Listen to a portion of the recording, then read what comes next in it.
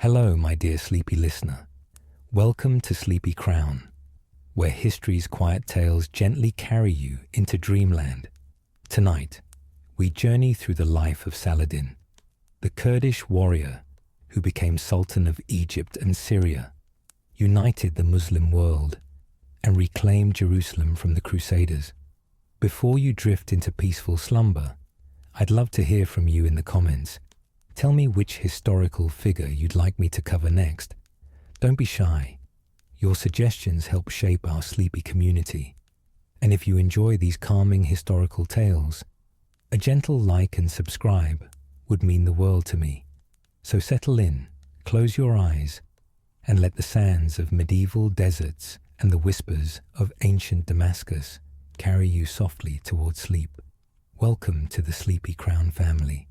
Yusuf, later known as Salah al-Din, Yusuf ibn Ayyub, or simply Saladin to the Western world, entered this world on a night that would mark the beginning of one of history's most remarkable journeys. The year was 1137, or perhaps 1138, the exact date lost to the sands of time, in the ancient city of Tikrit, nestled along the banks of the Tigris River, in what is now modern-day Iraq. The night was unremarkable by most standards. The stars hung heavy over the Mesopotamian landscape, their light reflecting off the slow-moving waters of the great river that had witnessed the rise and fall of empires for millennia. Inside a modest dwelling, a child's first cry pierced the silence, announcing the arrival of a boy who would one day shake the foundations of the Crusader kingdoms and restore Jerusalem to Muslim rule. But this birth came at a moment of chaos and uncertainty for the family.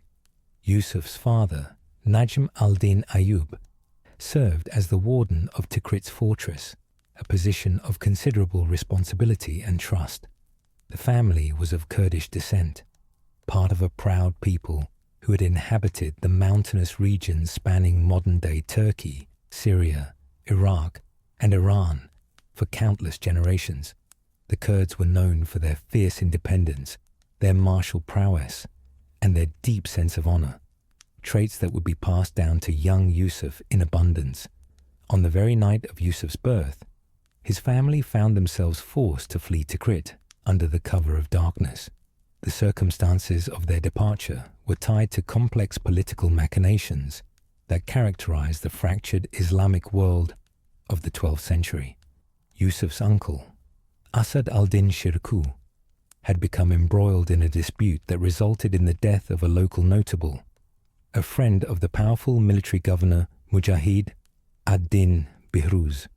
The governor, enraged by this act, ordered the entire family into exile.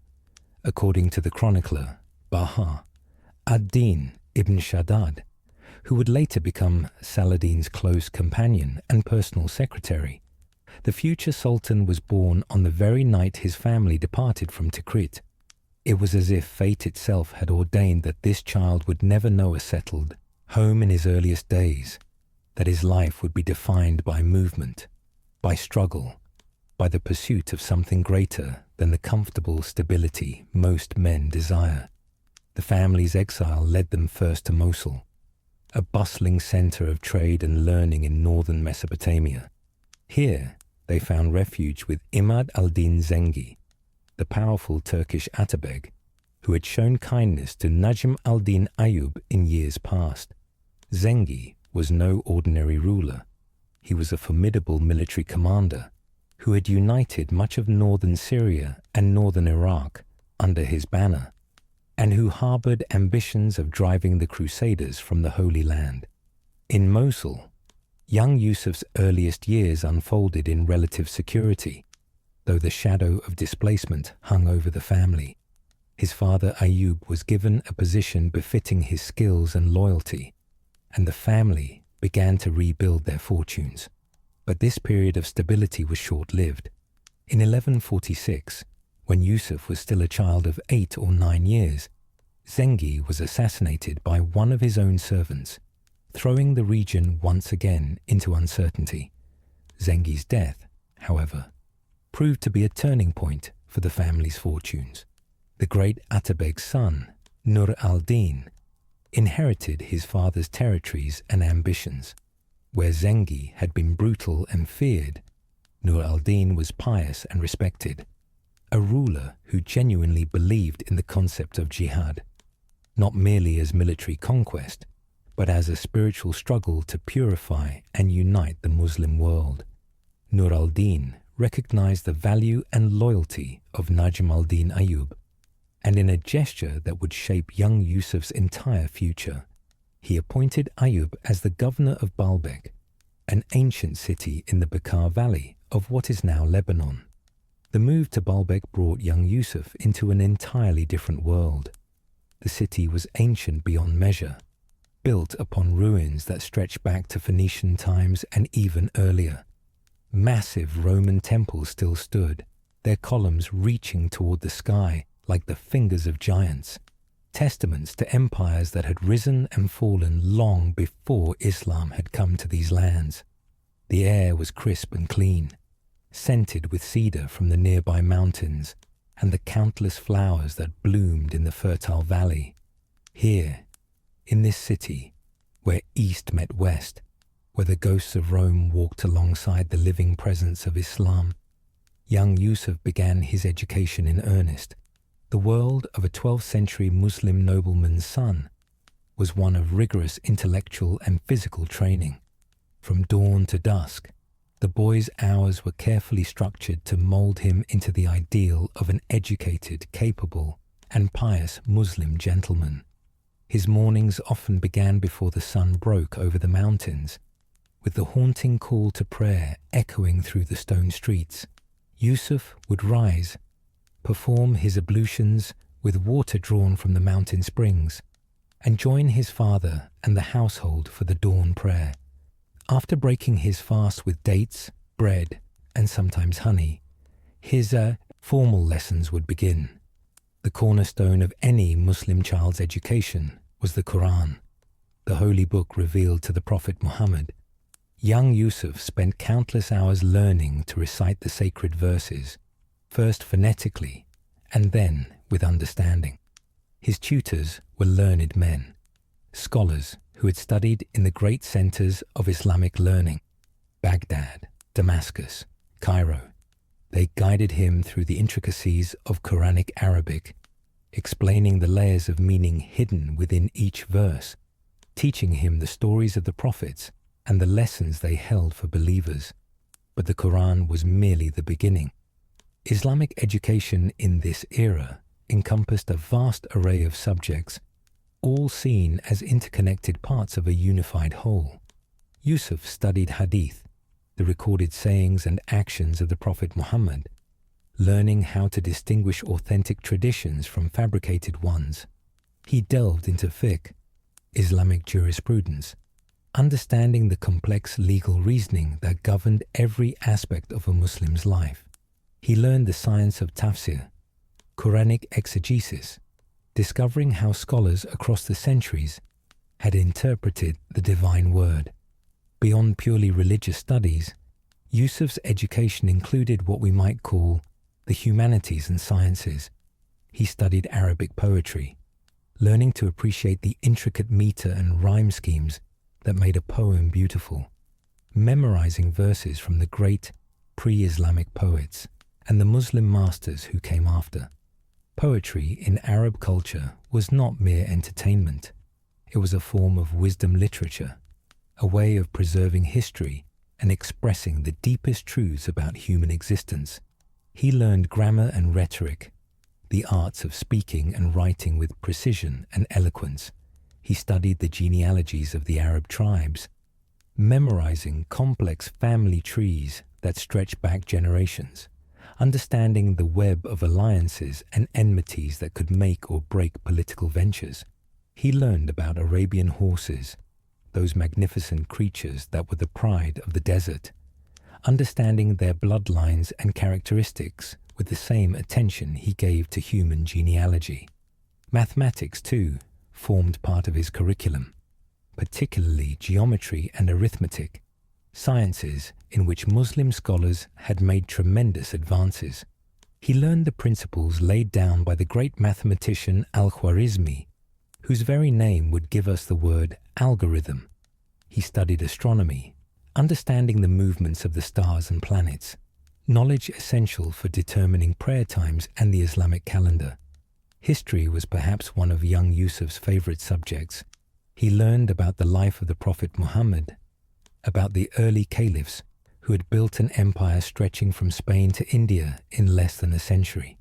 He studied the great dynasties, the Umayyads with their capital in Damascus, the Abbasids who had moved the seat of power to Baghdad.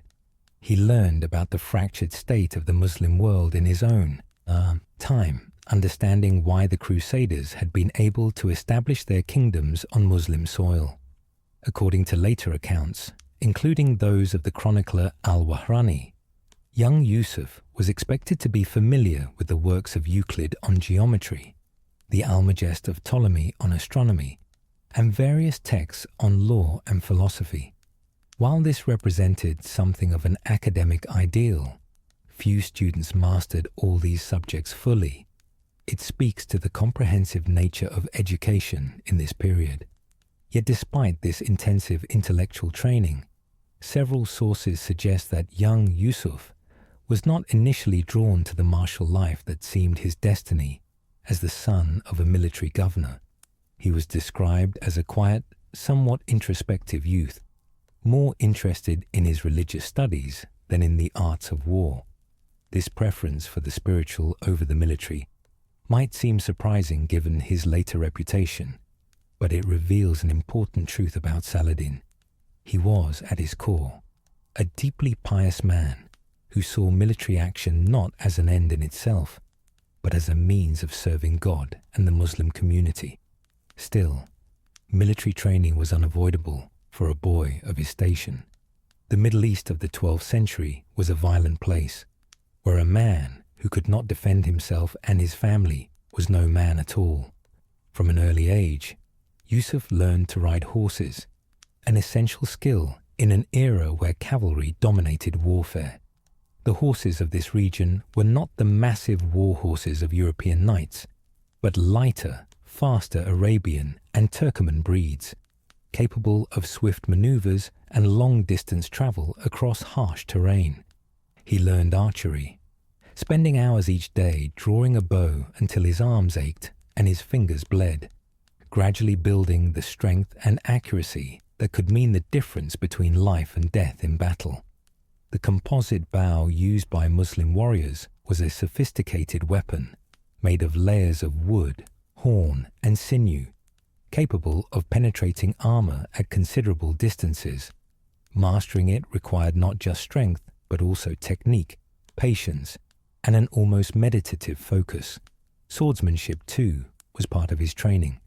The curved swords favored by Muslim warriors, ancestors of the famous scimitar, were designed for swift, slashing attacks from horseback.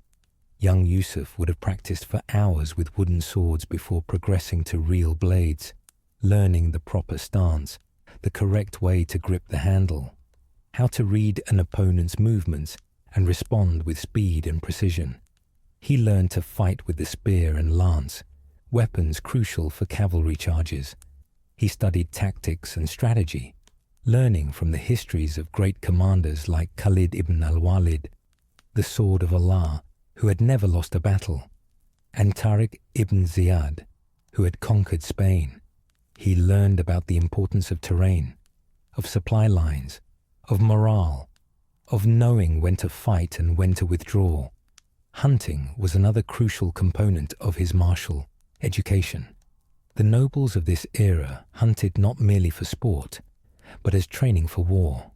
Young Yusuf joined his father and uncle on expeditions into the mountains and valleys around Baalbek, tracking gazelle and deer, sometimes pursuing more dangerous prey like wild boar or even lions.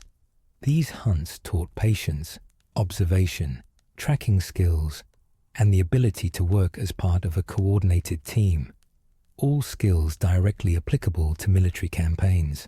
Falconry, a passion of nobles throughout the Islamic world, also captured young Yusuf's interest. The training and handling of these magnificent birds of prey was seen as both an art and a science, requiring understanding of the bird's psychology, infinite patience, and a gentle touch despite the fierce nature of the creature. Many saw parallels between the training of a falcon and the leadership of men. Both required firmness combined with respect, discipline balanced with reward. Yet through all this training, intellectual, spiritual, and martial, young Yusuf remained somewhat unremarkable. His tutors noted his diligence and his intelligence, but nothing about him suggested the greatness that would later manifest. He was not the strongest or the most skilled with weapons. He was not the most brilliant scholar or the most charismatic speaker. He was simply a competent, serious young man, fulfilling his duties without particular distinction. His father Ayub, meanwhile, continued to rise in the service of Nur al-Din. The pious Syrian ruler had a grand vision: to unite all the Muslim lands surrounding the Crusader states, and then, from a position of overwhelming strength, to drive the Franks back into the sea from which they had come. For this vision to succeed, Nur al-Din needed capable, loyal administrators and military commanders. Ayub proved himself to be exactly such a man. In 1146, the same year that young Yusuf's family moved to Baalbek, Nur al-Din made a strategic decision that would prove momentous for the region and for the future Sultan's destiny. He captured the great city of Damascus, bringing all of Syria under unified Muslim rule for the first time in decades. Damascus, the ancient city that Muslims believed would be the site of Jesus' return at the end of days, the city that had served as the capital of the Umayyad Caliphate, was now in the hands of a ruler who genuinely wished to restore Islamic unity and power. With Damascus secured, Nur al-Din moved his court to that illustrious city, and once again he rewarded the loyal Najm al-Din Ayub with an even greater position. Ayub was appointed to the governorship of Damascus itself, placing him at the very heart of Nur al-Din's government. This promotion meant that young Yusuf, now approaching his teenage years, would move to one of the greatest cities of the Islamic world. Damascus, in the mid-12th century, was a city of wonders. It lay in a vast oasis, the Ghouta, fed by the waters of the Barada River, flowing down from the anti-Lebanon mountains.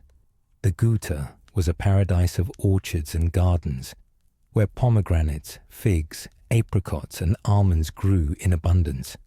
The sound of running water was everywhere, as an ancient network of canals and aqueducts distributed the Barada's precious liquid throughout the region.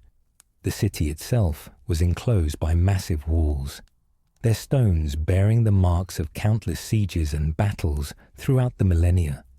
Within these walls lay a labyrinth of narrow streets and covered souks, where merchants from across the known world, from Spain to India, from Central Asia to Africa, came to trade.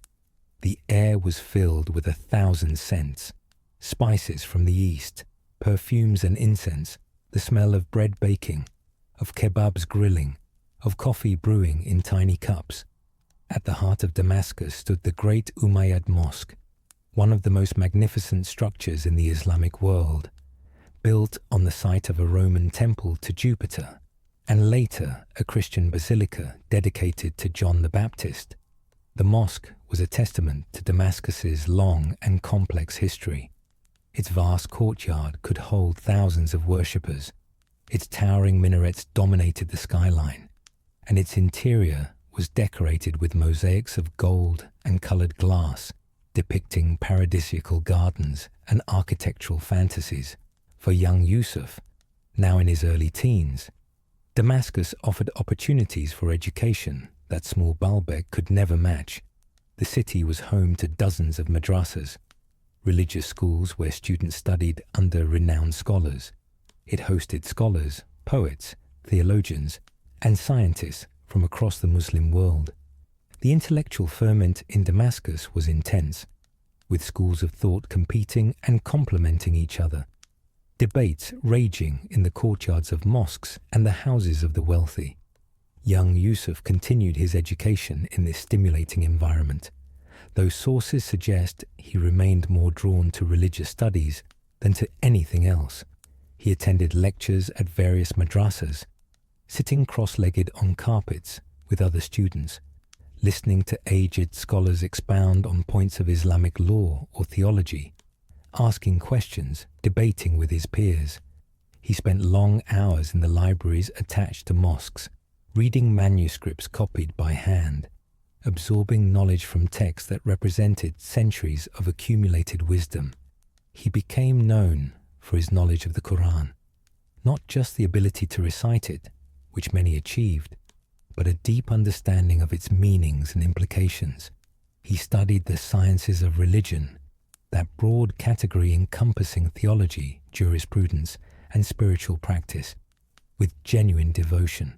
Several sources claim that during these formative years in Damascus, he was far more interested in becoming a religious scholar than a warrior or political leader. This religious devotion would remain with Saladin throughout his life. Unlike some rulers who used religion merely as a tool of political legitimacy, Saladin appears to have been genuinely pious, genuinely concerned with living according to Islamic principles. His contemporaries remarked on his regular prayers, his attention to religious duties, his consultation with scholars on matters of law and ethics. His later military campaigns against the Crusaders were not driven by mere political ambition, but by a sincere belief that he was engaged in a righteous struggle to defend Islam and restore Muslim lands.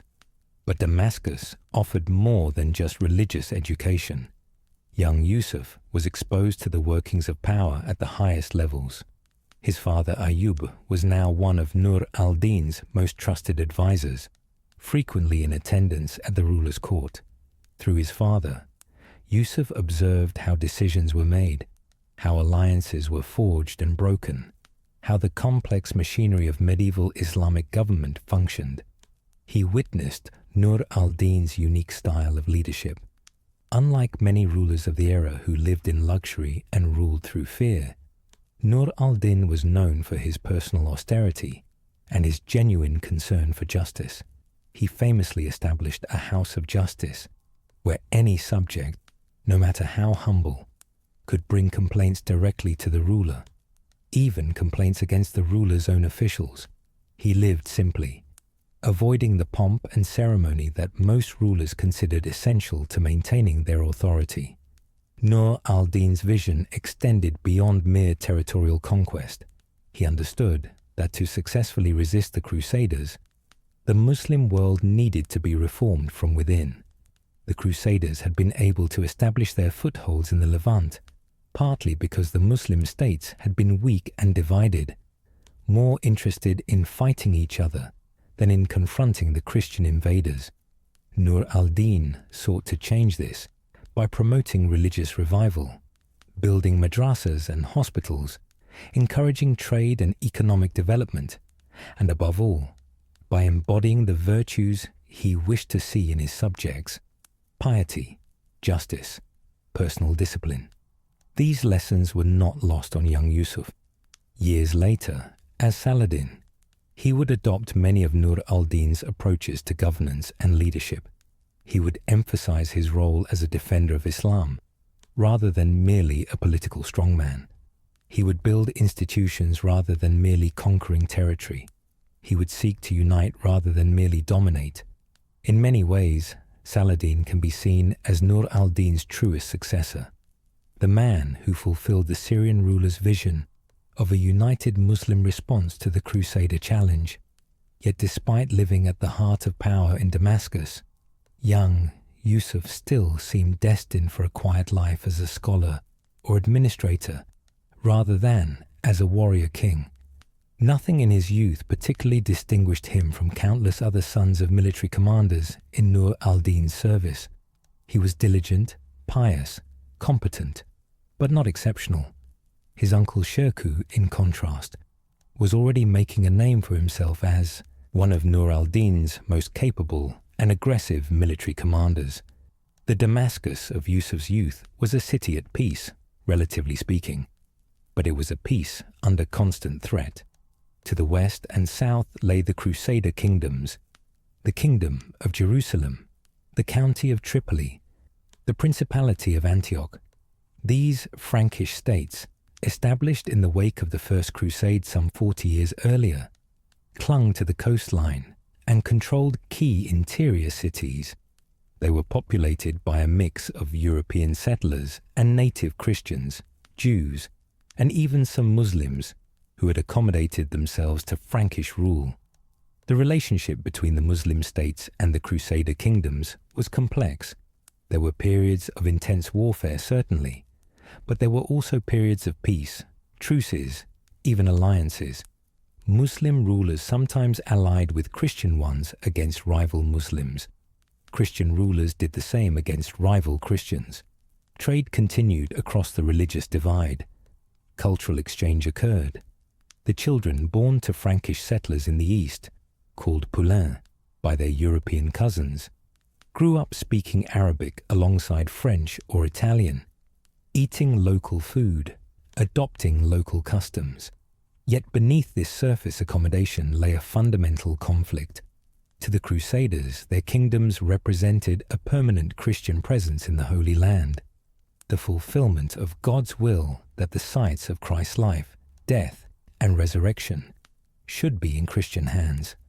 To Muslims like Nur al-Din, and increasingly to young Yusuf growing into manhood, the Crusader presence represented a humiliating occupation of lands that were rightfully Muslim, an ongoing assault on the Dar al-Islam, the House of Islam, that needed to be reversed. The greatest prize in this conflict was Jerusalem itself, Al-Quds, the Holy, as Muslims called it. For Christians, it was the site of Christ's passion and resurrection, the most sacred city in Christendom. For Muslims, it was the third holiest city in Islam, after Mecca and Medina. It was from Jerusalem that the Prophet Muhammad had ascended to heaven during his miraculous night journey. The Dome of the Rock, built on the Temple Mount, stood as one of Islam's most sacred shrines. The Al-Aqsa Mosque nearby was mentioned in the Quran itself. When the First Crusade captured Jerusalem in 1099, the Crusaders had perpetrated a massacre so terrible that even contemporary Christian chroniclers were shocked by its scale. Blood was said to have run ankle-deep in the streets as the Crusaders slaughtered not just Muslim soldiers, but civilians, men, women, children, and elderly, as well as the city's Jewish population, who had taken refuge in their synagogues, which the Crusaders then burned. This massacre was seared into Muslim memory, a wound that festered and demanded vengeance. Young Yusuf would have heard stories of the fall of Jerusalem, of the atrocities committed there.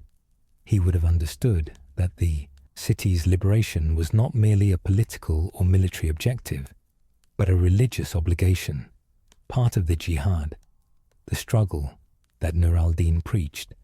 But in the early 1150s, with Yusuf barely into his teenage years, the liberation of Jerusalem seemed a distant dream. The Crusader kingdoms appeared firmly established, their castles dominating the landscape, their armies still formidable despite being far from home.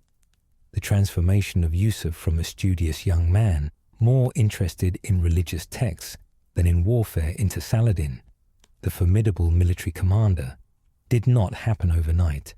It was a gradual process, shaped by circumstance, mentorship, and the crucible of actual combat.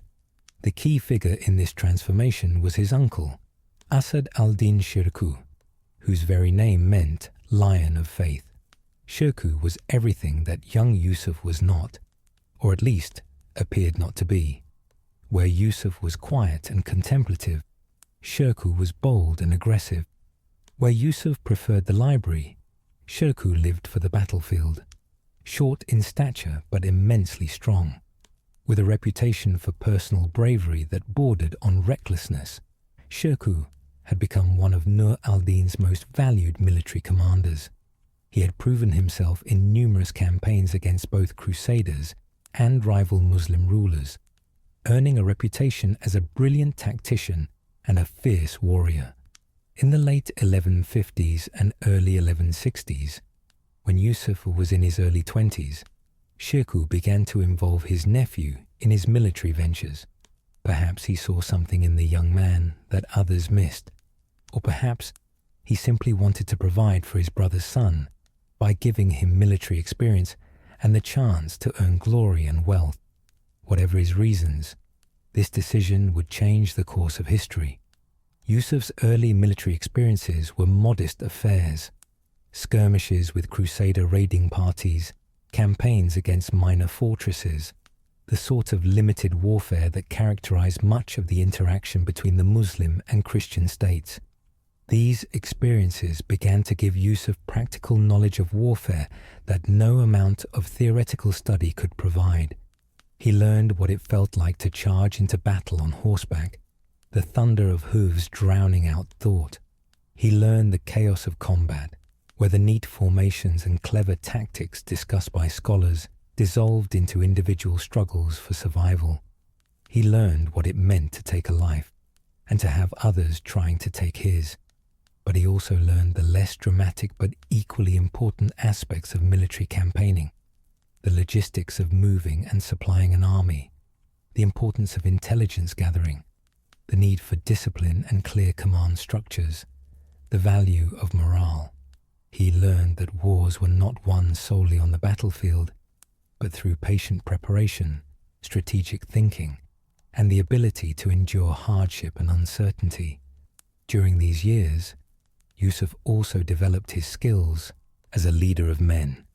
This was perhaps his greatest natural talent, one that would prove more valuable than any proficiency with sword or lance. He had a gift for inspiring loyalty, for making men willing to follow him even into desperate situations. Unlike many commanders who ruled through fear and harsh discipline, Yusuf, even at this early stage, showed a capacity for empathy and justice that earned his men's genuine devotion. Contemporary accounts suggest that he was unfailingly courteous, even to those of lower rank. He was generous, sharing the spoils of victory with his soldiers rather than hoarding wealth for himself. He was brave without being reckless, leading from the front when necessary, but never throwing away lives needlessly. He listened to advice from his officers, and sometimes even from common soldiers, understanding that wisdom could come from unexpected sources. These qualities, more than any tactical brilliance, would become the foundation of his later success. The most significant theatre for Yusuf's military education, however, would prove to be Egypt. In the early 1160s, Egypt was in a state of crisis that would draw in Nur al-Din's forces, and, with them, Yusuf and his uncle Shirkuh. Understanding this crisis requires stepping back to look at Egypt's unique situation in this period. Egypt was ruled by the Fatimid Caliphate, a Shia Muslim dynasty that had once been one of the most powerful states in the Islamic world.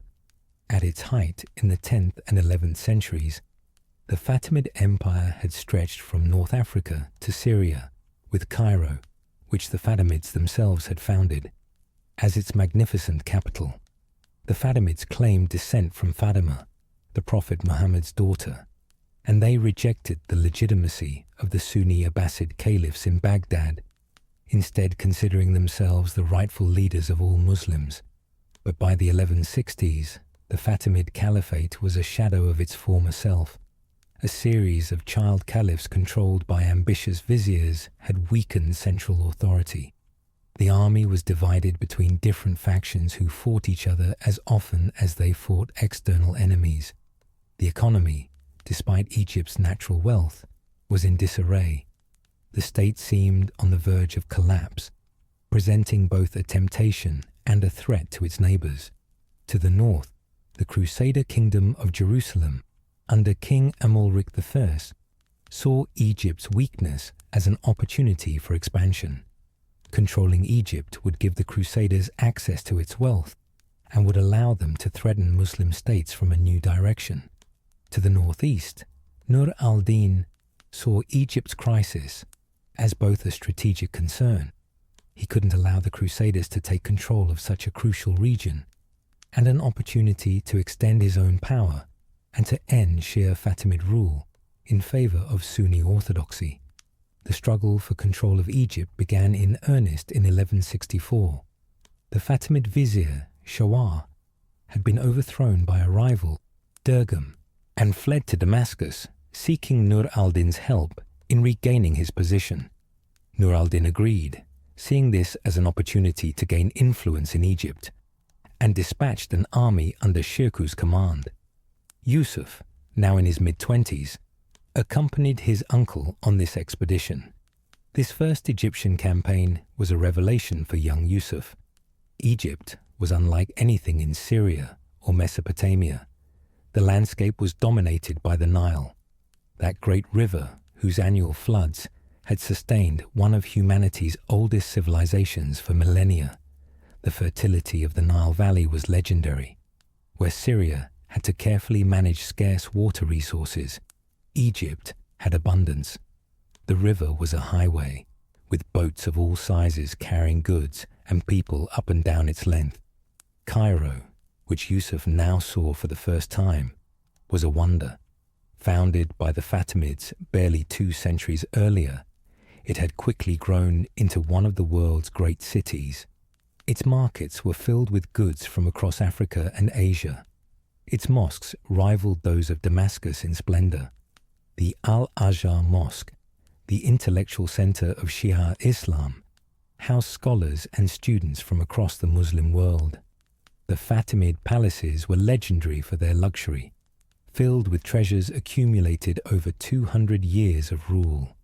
But beneath this surface grandeur, Egypt was rotting from within.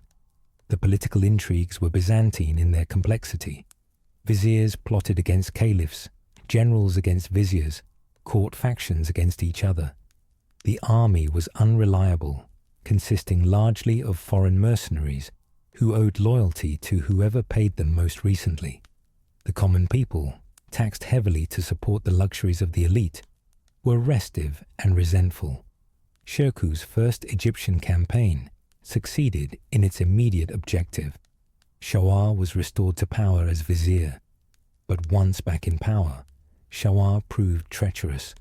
Rather than remaining grateful to Nur al-Din and serving as a loyal ally, he invited the Crusaders to help him expel Shirkuh's forces from Egypt. This began a complex three-way struggle between Shirkuh representing Nur al-Din's interests, Shawar nominally loyal to the Fatimid Caliph, and Amalric's Crusader forces, with alliances shifting bewilderingly as each player sought advantage. Over the next 5 years, Shirkuh would launch 3 major expeditions into Egypt, each time taking Yusuf with him. These campaigns were formative for the future Saladin in multiple ways. First, they gave him extensive military experience, not just in battle, but in the complex logistics of campaigning in Egypt's unique environment. Fighting in Egypt was different from fighting in Syria. The Nile created natural barriers and defined strategic corridors. The desert surrounding the Nile Valley was a harsh environment that could destroy an unprepared army. Naval power mattered in ways it didn't in landlocked Syria, as control of the Nile and the Mediterranean coast could determine the outcome of campaigns. Second, the Egyptian campaigns taught Yusuf about the realities of political power in ways that observing his father in Damascus never could. In Egypt, he witnessed firsthand how power could corrupt, how supposed allies could become enemies overnight, how the interests of different factions, Sunni versus Shia, Arab versus Turk, military versus civilian, could tear apart a state from within. He learned that controlling territory required more than just military victory.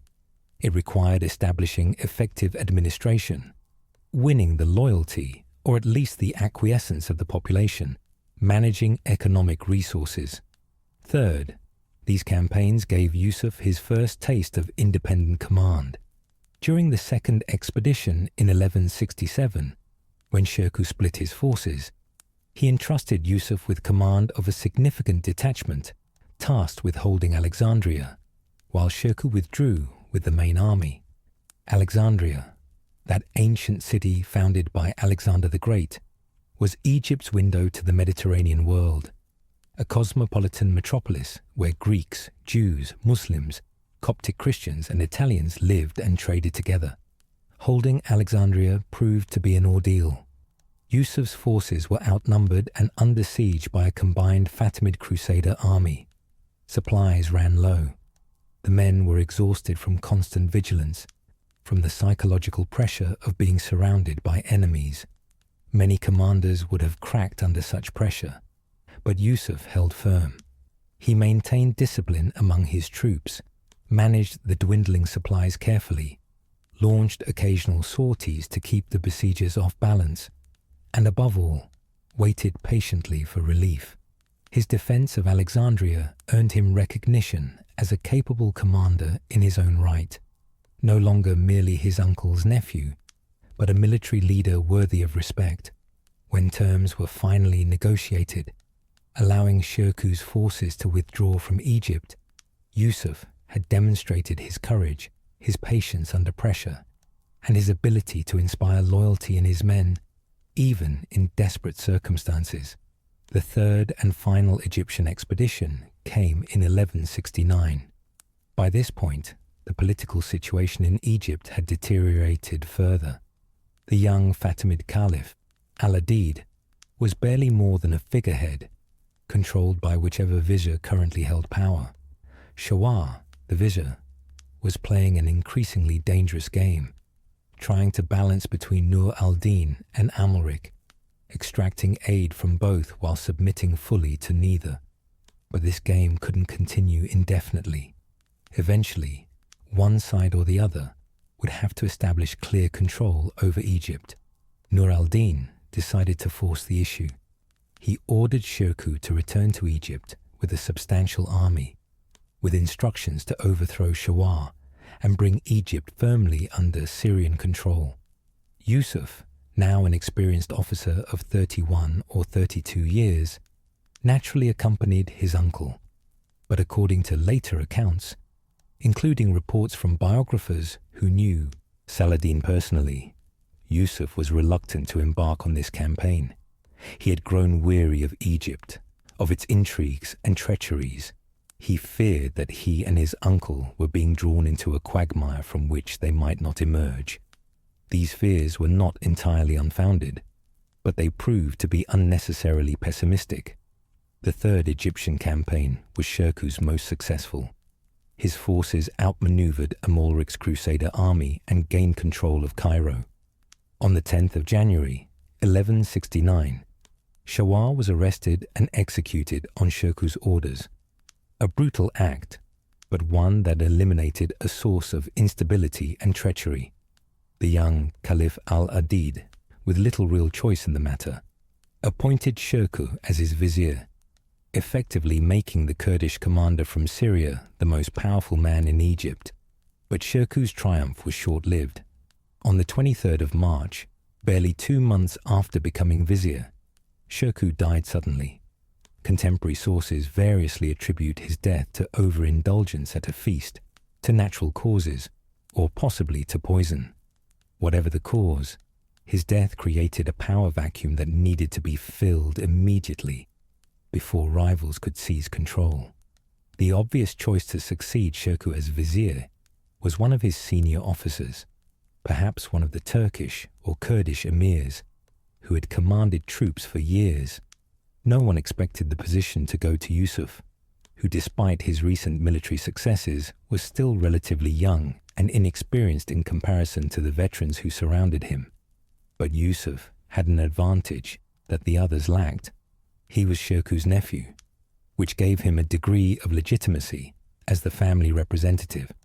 More importantly, he was seen as a safe choice precisely because he appeared less ambitious and threatening than the hardened military commanders.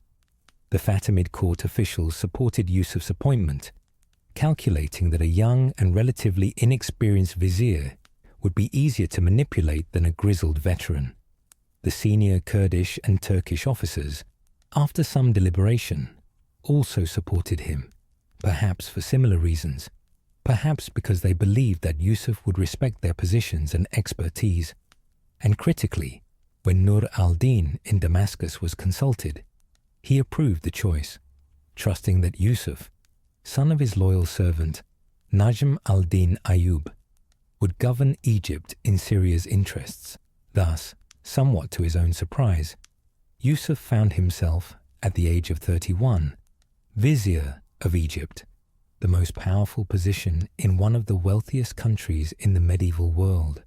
He, who had once preferred religious scholarship to military life, who had been reluctant to embark on his uncle's final Egyptian campaign, now held in his hands the destiny of millions. But the position was precarious in the extreme. He was a Sunni Muslim in command of a Shia state, a Kurd in an army dominated by Turks, a relatively young man commanding veterans, a representative of Nur al-Din's Syrian power, in a country with its own identity and interests. He had enemies within Egypt who resented his appointment. He faced the constant threat of Crusader invasion from the Kingdom of Jerusalem, and he had to manage his relationship with Nur al-Din carefully, remaining loyal enough to maintain Syrian support, but independent enough to actually govern effectively. The next few years would test whether Yusuf, later known as Saladin, had the wisdom, courage, and political skill to navigate these treacherous waters. His survival, let alone his success, was far from guaranteed. Many expected him to fail, to be overthrown by rivals or crushed by Crusader armies, ending up as merely a footnote in Egyptian history. That this did not happen, that he instead transformed Egypt and went on to reshape the entire Middle East, is a testament to qualities that even those closest to him had not fully recognized. The young vizier, who took control of Egypt in the spring of 1169, faced challenges that would have overwhelmed lesser men. Yusuf ibn Ayyub, known in the Fatimid court by the honorific Salah al-Din, righteousness of the faith, had to establish his authority quickly or risk being swept away by the currents of Egyptian politics that had drowned stronger men before him. His first priority was survival. Within weeks of his appointment as vizier, a conspiracy formed against him. The Fatimid palace eunuchs and some Egyptian officials, realizing that Yusuf was not the pliant puppet they had hoped for, plotted to assassinate him and replace him with a more controllable figure. The conspiracy was betrayed, perhaps by informants Yusuf had carefully cultivated, perhaps by conspirators who lost their nerve. Yusuf moved swiftly and ruthlessly, arresting the ringleaders and executing them. It was a harsh introduction to Egyptian governance, but it established that the new vizier, despite his youth and scholarly background, was willing to use force when necessary. The conspiracy's failure was aided by the loyalty of the Syrian troops, who had accompanied Shirkuh to Egypt. These soldiers, Kurds, Turks, and Arabs from Syria and northern Mesopotamia, formed Yusuf's power base. They were strangers in Egypt, dependent on their commander for their position and their pay, and therefore more reliably loyal to him than Egyptian troops who had divided loyalties. Yusuf strengthened his military position by bringing more Syrian troops to Egypt, gradually replacing or at least balancing the existing Fatimid army. But military force alone could not secure his position. Yusuf needed to establish his legitimacy in the eyes of Egyptians, who had no particular reason to love a Kurdish foreigner appointed by a Syrian ruler. Here, his reputation for piety and justice proved invaluable. Unlike many of his predecessors as vizier, who had used their position to enrich themselves and their families, Yusuf demonstrated a commitment to fair governance. He established a reputation for being accessible to ordinary people, for hearing complaints and dispensing justice without favoritism.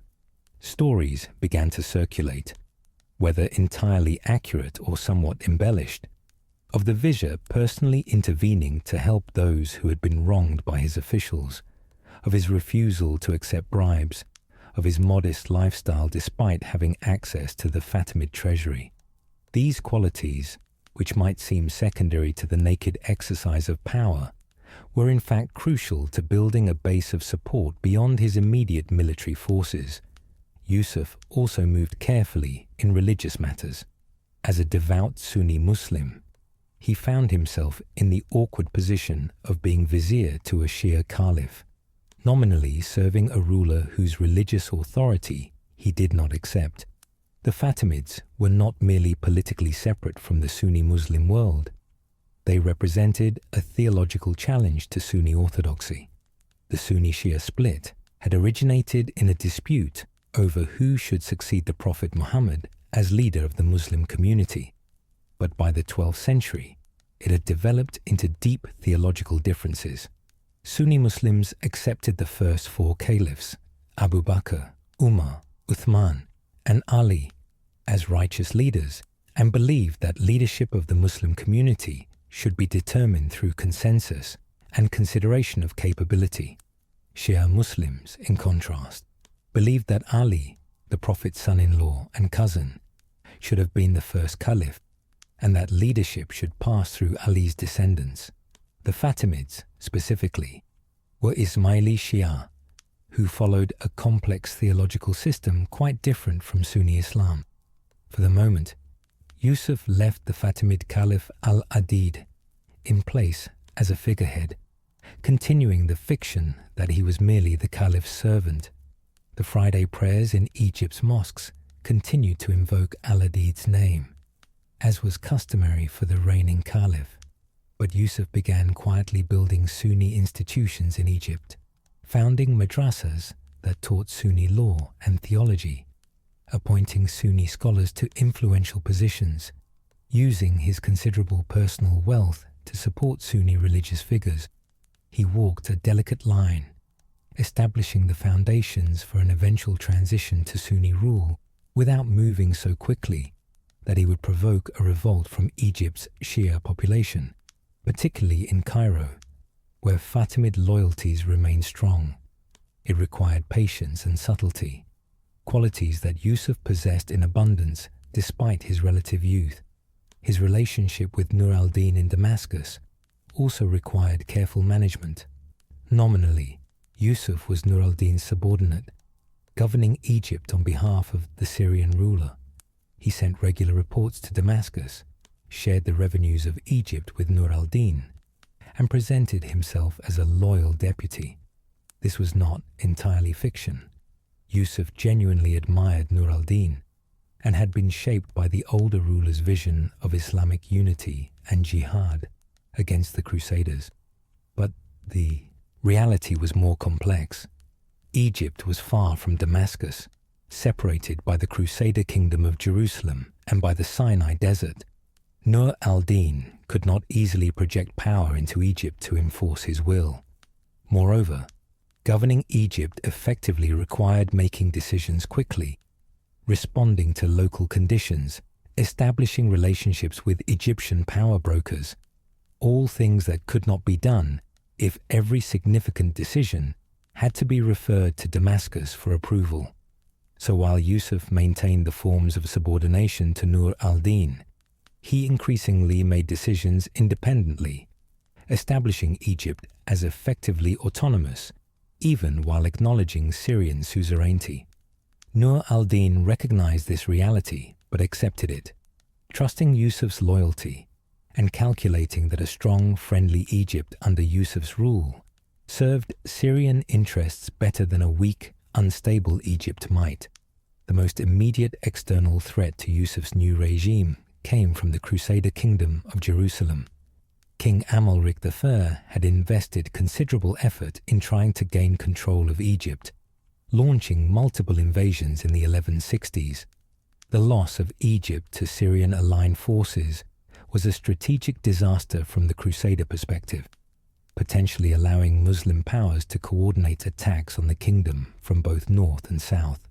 In the fall of 1169, only months after Yusuf became vizier, Amalric launched another invasion of Egypt. The Crusader army, reinforced by a Byzantine fleet, laid siege to the vital port city of Damietta on the Mediterranean coast.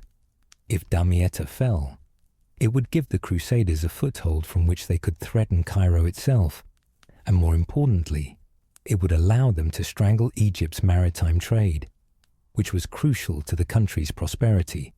Yusuf's response to this crisis revealed his growing capability as both a military commander and a political leader.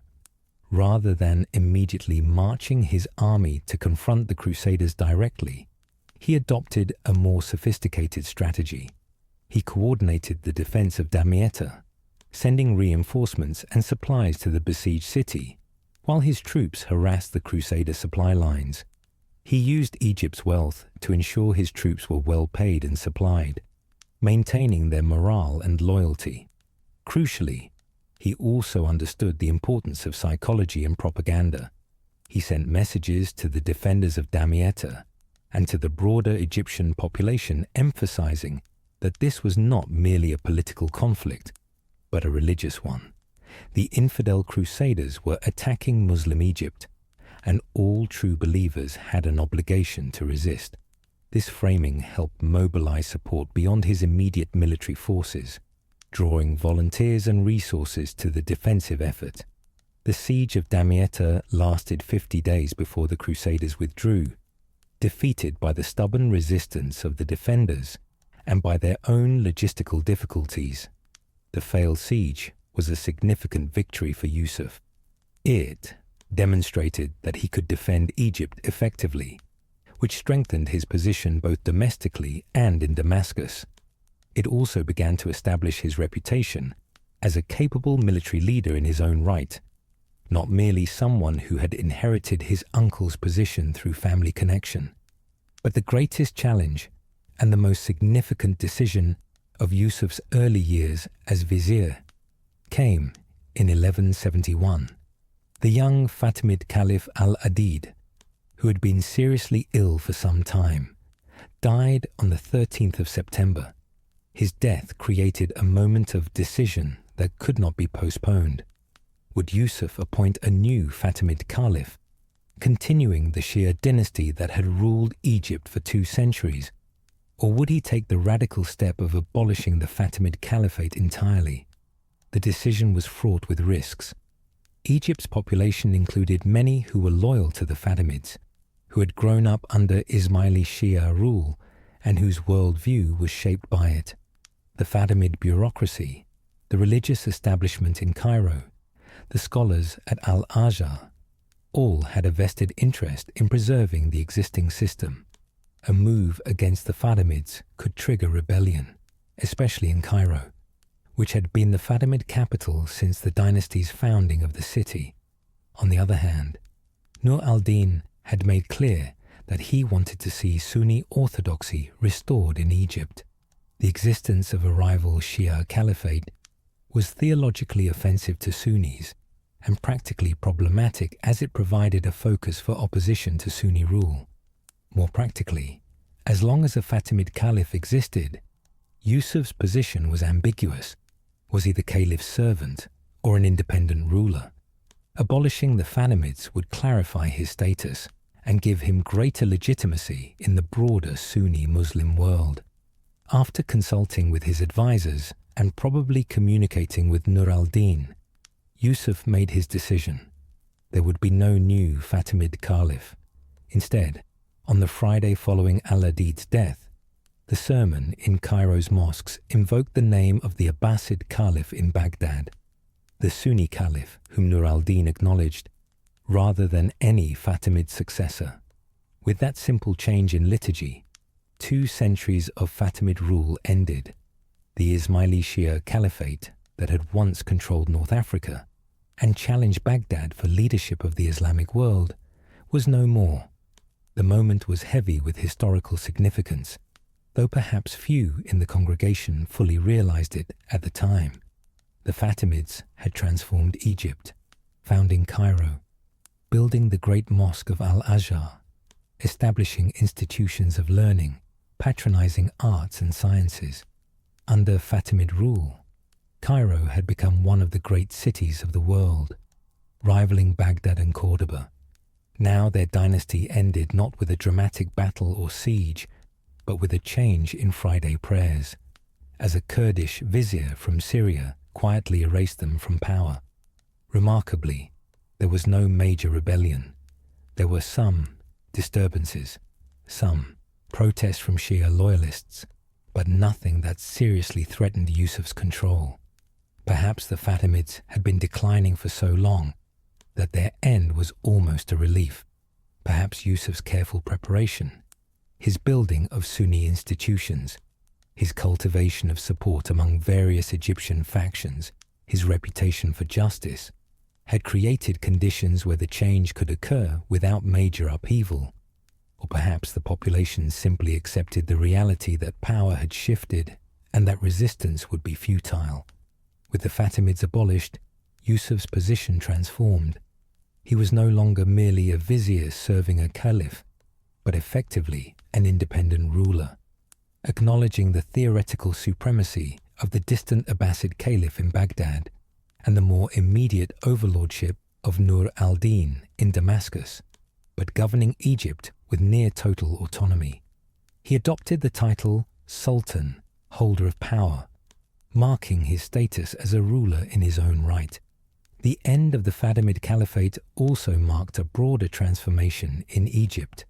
Over the following years, Yusuf would systematically reorganize Egyptian institutions along Sunni lines. He founded madrasas teaching Sunni law according to the major Sunni legal schools, Shafi'i, Hanafi, Maliki, and Hanbali, providing alternatives to the Ismaili teachings that had dominated for 2 centuries. He appointed Sunni judges and administrators, gradually replacing Fatimid officials with men loyal to his regime. He also worked to reform and strengthen the Egyptian economy, understanding that military power ultimately rested on economic foundations. Egypt, under the late Fatimids, had suffered from mismanagement and corruption, with revenues declining despite the country's natural wealth. Yusuf worked to reform tax collection, suppressing the worst abuses, while trying to make the system more predictable and fair. He encouraged trade, understanding that a prosperous merchant class would support a regime that provided stability and security. He built or renovated public works, canals, bridges, fortifications. He founded hospitals and madrasas, following the model established by Nur al-Din in Syria. These institutions served not merely charitable purposes, but also political ones, demonstrating the regime's commitment to public welfare and creating networks of scholars and students who would support Yusuf's rule.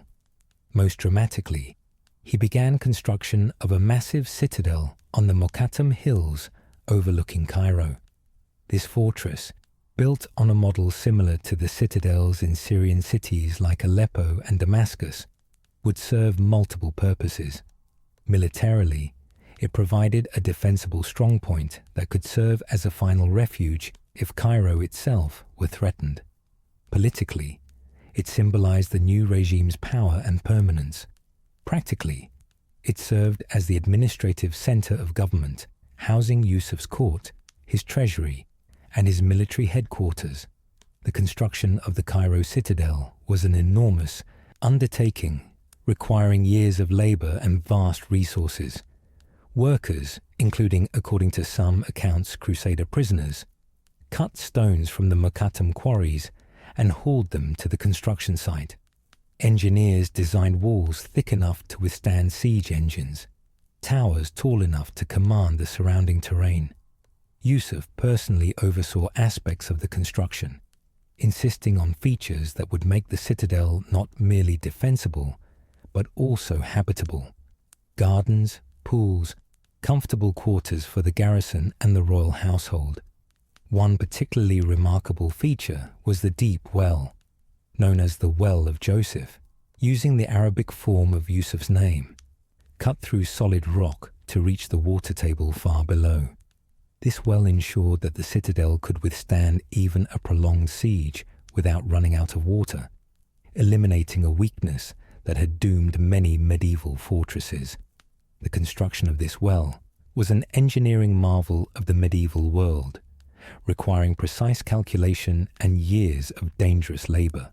Throughout these early years of his rule in Egypt, Yusuf also had to manage military threats. The Crusaders continued to probe Egypt's defenses, launching raids and smaller-scale attacks even after the failure of the Damietta siege. Yusuf responded with a combination of defensive measures and offensive raids into Crusader territory, keeping his army sharp and demonstrating that Muslim Egypt under his rule would not be an easy target. He also had to deal with internal military challenges. Not all of the soldiers in Egypt were loyal to him personally. The Fatimid army had included various factions: Sudanese troops, Armenian contingents, Turkish cavalry, Arab tribesmen, each with their own commanders and loyalties. Yusuf had to either win over these groups or neutralize them as potential threats. In 1174, a crisis emerged that would fundamentally reshape the political landscape of the Middle East and create an opening for Yusuf to expand his power far beyond Egypt. Nur al-Din, the ruler of Syria and Yusuf's nominal overlord, died unexpectedly on the 15th of May. He was only 56 years old and had been planning a campaign to bring Egypt under more direct Syrian control, suspicious that Yusuf was becoming too independent. His sudden death from illness removed the one figure in the Muslim Middle East whose authority Yusuf fully acknowledged.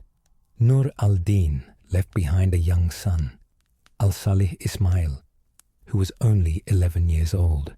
Syria immediately descended into a succession crisis, with various emirs and military commanders maneuvering for power, some supporting the young heir, others pursuing their own ambitions.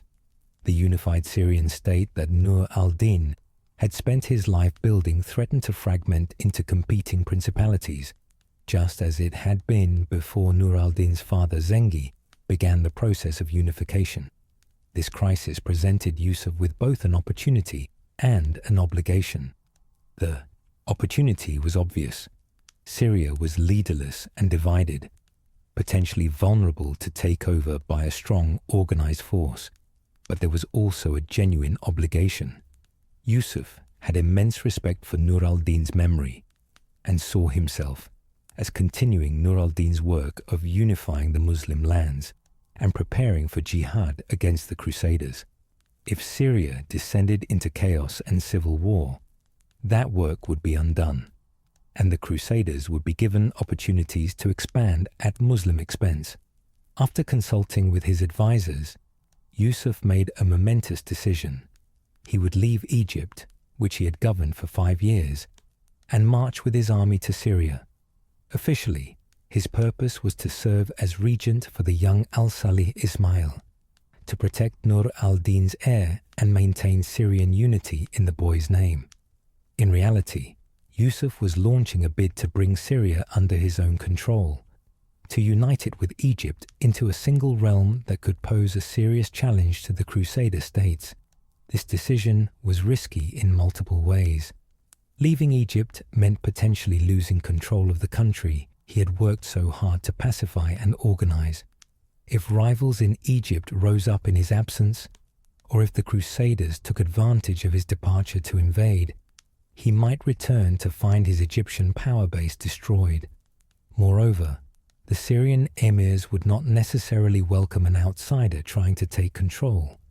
Even if he claimed to be acting in the young heir's interests, he might find himself fighting not just to conquer Syria, but to maintain his position in Egypt simultaneously.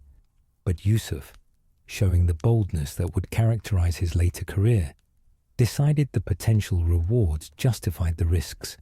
In the fall of 1174, leaving trusted lieutenants to govern Egypt in his absence, he departed from Cairo with his army, crossing the Sinai Desert and marching north into Palestine and Syria. His destination was Damascus, the city where he had been educated, where his father still lived, where Nur al-Din had ruled. If he could secure Damascus, the largest and most important city in Syria. The rest might follow.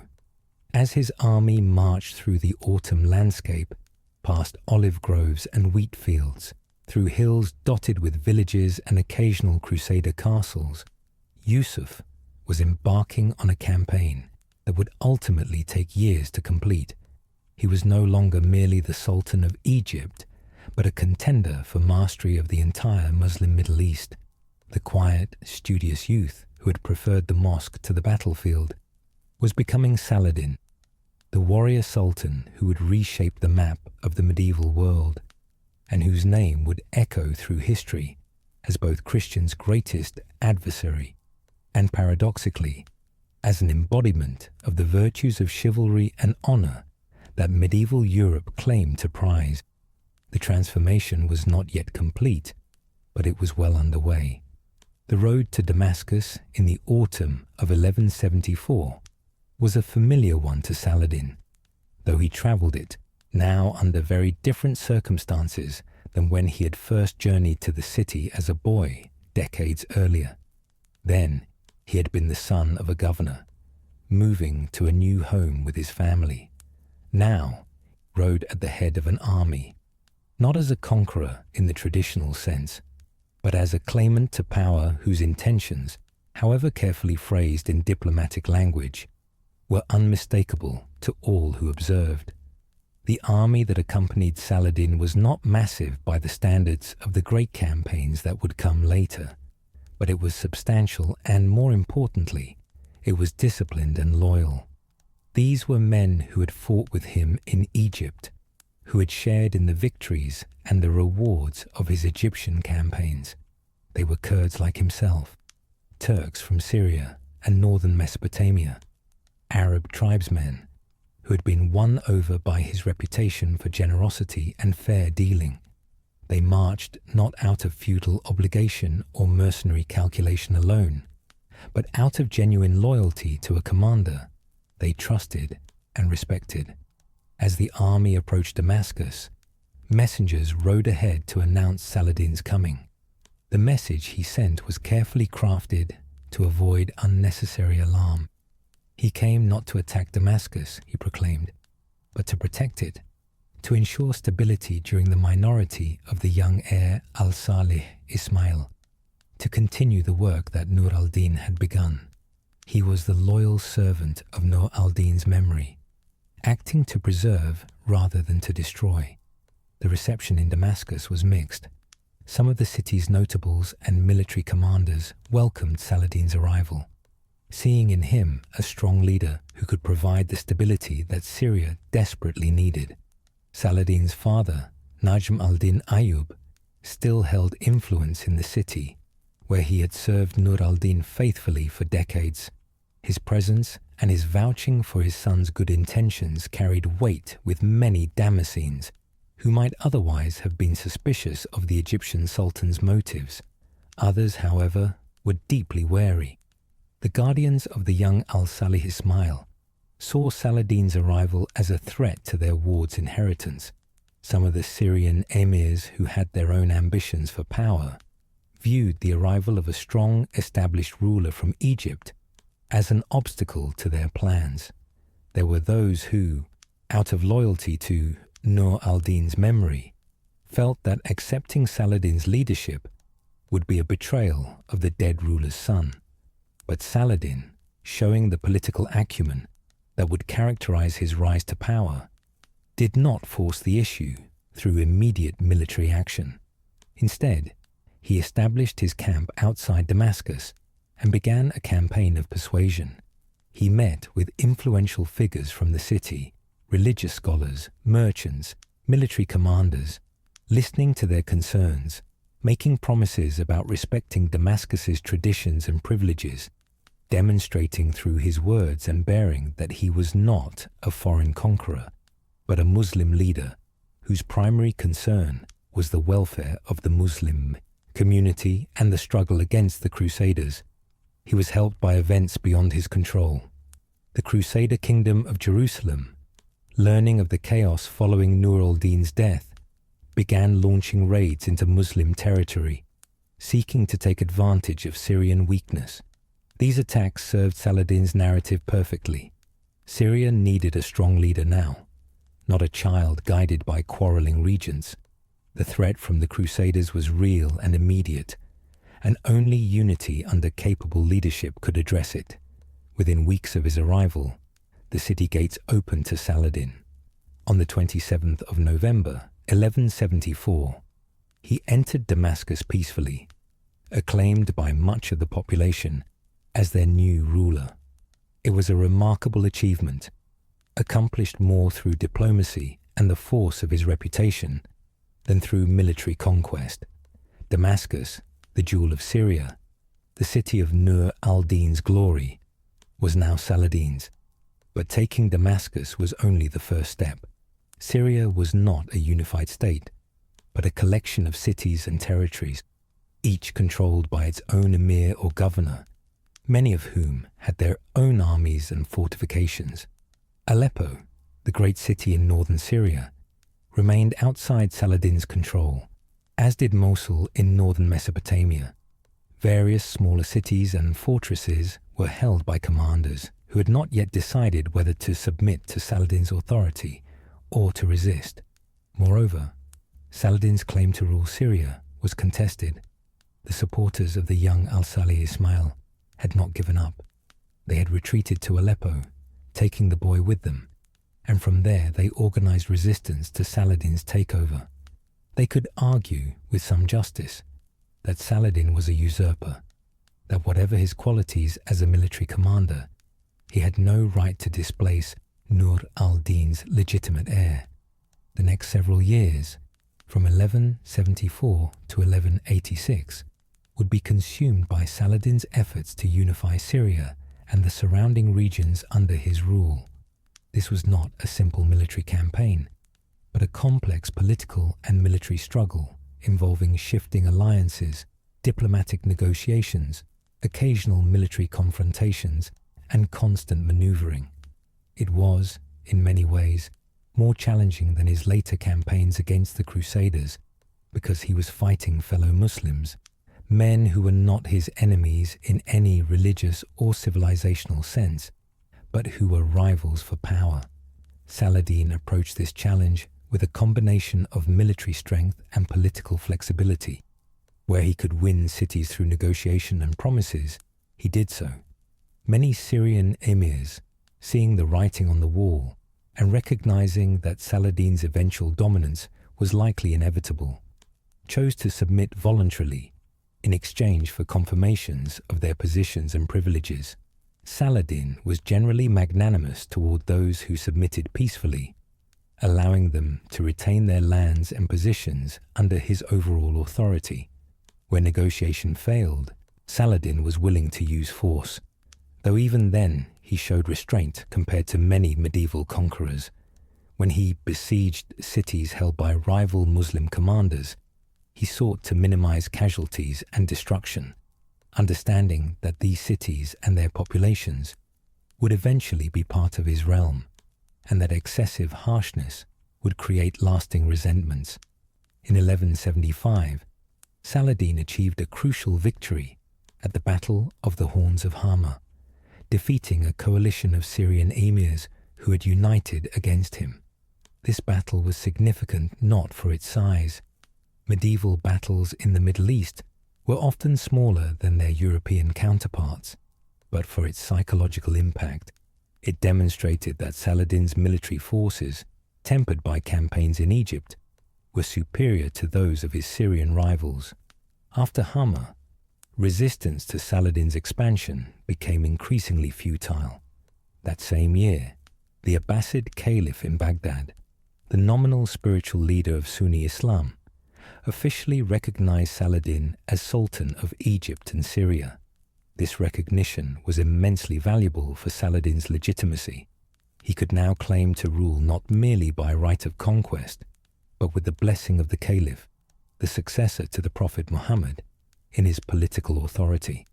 This made resistance to Saladin appear not just politically ill-advised, but religiously questionable. Yet even as he consolidated control over Syria, Saladin faced opposition from an unexpected and particularly dangerous quarter, the Order of Assassins, a secretive Nizari Ismaili Shia sect based in the mountains of Syria. The Assassins, whose name would enter European languages as a term for political murderers, were known and feared throughout the Middle East for their tactics of targeted assassination. Operating from impregnable mountain fortresses, they had perfected the art of infiltration and surprise attack, and they had successfully killed several prominent political and military leaders over the decades.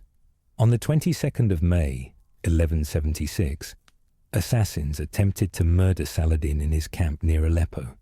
The attackers managed to penetrate his security, reaching his tent and wounding him before being killed by his guards. Saladin survived, but the attack left him deeply shaken and aware of his vulnerability. A second assassination attempt followed not long after, this one coming even closer to success before being thwarted. The assassins' opposition to Saladin stemmed from multiple factors: their own sheer religious identity, which made them hostile to Saladin's Sunni regime, their political alliances with some of his Syrian rivals, and possibly their fear that a unified Syria under Saladin would eventually threaten their independent mountain strongholds. Whatever their exact motivations, they represented a threat that could not be addressed through conventional military means. How does one conquer impregnable mountain fortresses held by fanatics willing to die for their cause? Saladin's response combined military pressure with diplomatic negotiation. He launched campaigns against some assassin fortresses, demonstrating his willingness to expend resources fighting them. But he also eventually reached an accommodation with Rashid al-Din Sinan, the charismatic leader of the Syrian assassins known to the Crusaders as the Old Man of the Mountain. The exact terms of this accommodation are unclear, but it appears that Saladin agreed to leave the assassins' core territories unmolested in exchange for their ceasing their attacks against him. It was a pragmatic solution. Saladin could not afford to be constantly looking over his shoulder for knives in the dark when he had larger strategic objectives to pursue. Throughout these years of consolidating power in Syria, Saladin also had to manage his relationship with Mosul, the powerful city in northern Mesopotamia, controlled by members of Nur al-Din's family. Mosul's rulers viewed Saladin with deep suspicion, seeing him as an upstart who had usurped their relative's rightful position in Syria. They formed alliances with Saladin's enemies, and at times seemed on the verge of launching military campaigns against him. Saladin, however, avoided open warfare with Mosul whenever possible. He understood that fighting Mosul would be costly and would divert resources from what he increasingly saw as his primary mission, preparing for the confrontation with the Crusader states. Instead, he maneuvered diplomatically, making alliances with Mosul's neighbors, applying economic and military pressure without actually invading, and generally making it clear that while he would prefer peaceful relations, he was prepared to use force if necessary. These diplomatic and military efforts bore fruit in 1176, when Saladin reached an agreement with Mosul that effectively recognized his control over Syria while leaving Mosul autonomous. It was not everything Saladin might have wished. He would have preferred direct control over Mosul's substantial resources, but it was enough. His northern flank was secured, and he could turn his attention elsewhere. By 1183, after nearly a decade of patient, persistent effort, Saladin had achieved something remarkable. He had brought most of Syria under his control, extended his authority into parts of northern Mesopotamia, and maintained his hold on Egypt. The lands he controlled stretched from Nubia in southern Egypt to the borders of Anatolia in the north, from the Mediterranean coast to the edges of the Arabian desert. It was not yet the full extent of the empire he would eventually control, but it represented a unified Muslim state larger and more powerful than anything seen in the region for generations. This unification was not merely a personal achievement or a matter of political ambition. Saladin had pursued it with a specific strategic purpose: to surround the Crusader states, to bring overwhelming resources to bear against them, to create the conditions where the liberation of Jerusalem and the other territories seized during the First Crusade might actually be possible. Nur al-Din had dreamed of this, but had never fully achieved it. Saladin was now in a position to make that dream a reality. With Syria and Egypt united under his rule, Saladin's attention turned increasingly to the Crusader states. The relationship between the Muslim powers and the Crusader kingdoms had always been complex, mixing warfare with trade, religious animosity with pragmatic coexistence. But by the mid-1180s, tensions were rising, and both sides began to sense that a major confrontation was approaching. The Kingdom of Jerusalem, the most important of the Crusader states, was in a difficult position. Its king, Baldwin IV, was a tragic figure, intelligent, brave, and conscientious, but afflicted with leprosy, the disease gradually destroying his body even as his mind remained sharp. Baldwin had shown remarkable courage in facing both his illness and his kingdom's military challenges. In 1177, when he was only 16 years old, he had led his army to victory over Saladin at the Battle of Montchesard, one of Saladin's few outright defeats in the field. Montchesard had been a sharp lesson for Saladin in the dangers of overconfidence. He had underestimated the Crusader army and had been caught by surprise when Baldwin's forces attacked. The battle had been a disaster for Saladin's forces, and he himself barely escaped with his life, fleeing the battlefield in a headlong retreat that left many of his soldiers dead or captured. It was a humiliating defeat, one that demonstrated that the Crusaders, despite their small numbers compared to the vast populations under Muslim rule, remained formidable warriors. But Montchesard was an exception to the general trend. As the 1180s progressed, the balance of power was shifting in favor of the Muslims. Saladin's unified state simply had more resources, more men, more wealth, more fortresses than the divided Crusader kingdoms could match. Moreover, the Crusader states were increasingly isolated, cut off from reinforcements from Europe, their populations slowly declining as the initial enthusiasm for crusading waned and as disease and warfare took their toll. Baldwin IV's deteriorating health created additional problems for the kingdom. By the early 1180s, the young king was barely able to ride a horse, his face concealed behind a mask to hide the ravages of his disease, his body racked with pain. He could not lead armies personally as he once had, and he faced the problem of succession. He had no children, whether because of his disease or by choice to spare a potential heir from inheriting his condition is unclear, and the question of who would succeed him became increasingly urgent as his health declined. The succession crisis in Jerusalem created political factions that weakened the kingdom from within. Different nobles supported different candidates, more concerned with their own interests than with the kingdom's welfare. Personal rivalries and feuds that had been kept in check when Baldwin was strong enough to impose his will now bubbled to the surface. The kingdom was fragmenting even as it faced the greatest external threat in its history.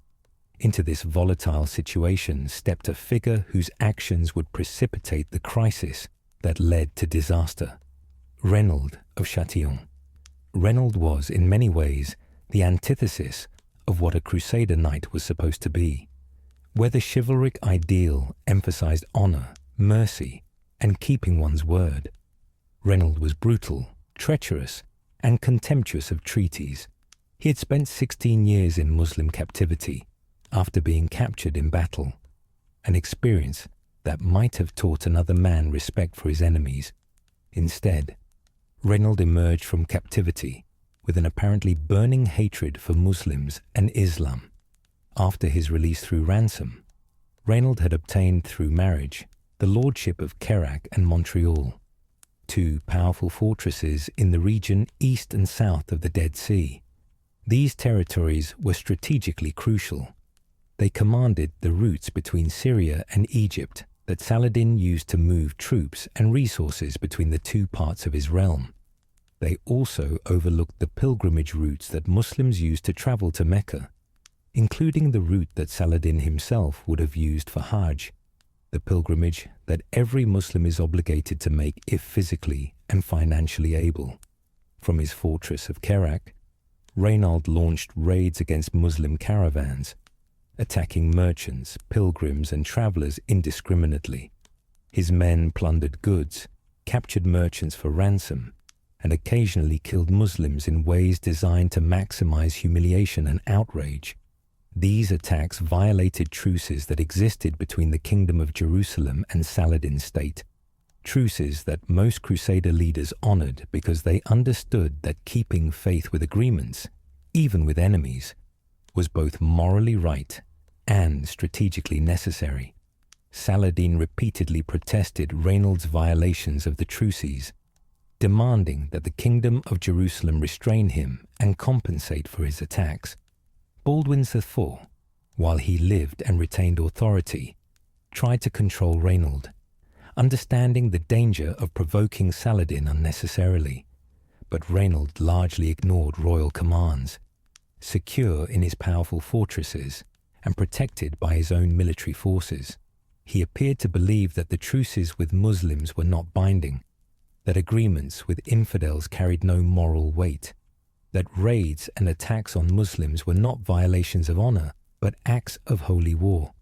The situation came to a head in 1187, when Raynald attacked one of the largest and richest caravans to pass through his territory, a massive procession of merchants, pilgrims, and their families traveling from Egypt to Damascus. The caravan was under the protection of a truce, bearing safe conduct documents that should have guaranteed its passage. Raynald's forces attacked it nonetheless, seizing the goods, taking the people captive, and imprisoning them in Kerak's dungeons. The attack on this particular caravan was especially significant because it included people connected to Saladin's own household, relatives, court officials, and others under his personal protection. When news of the attack reached Saladin, his response was immediate and intense.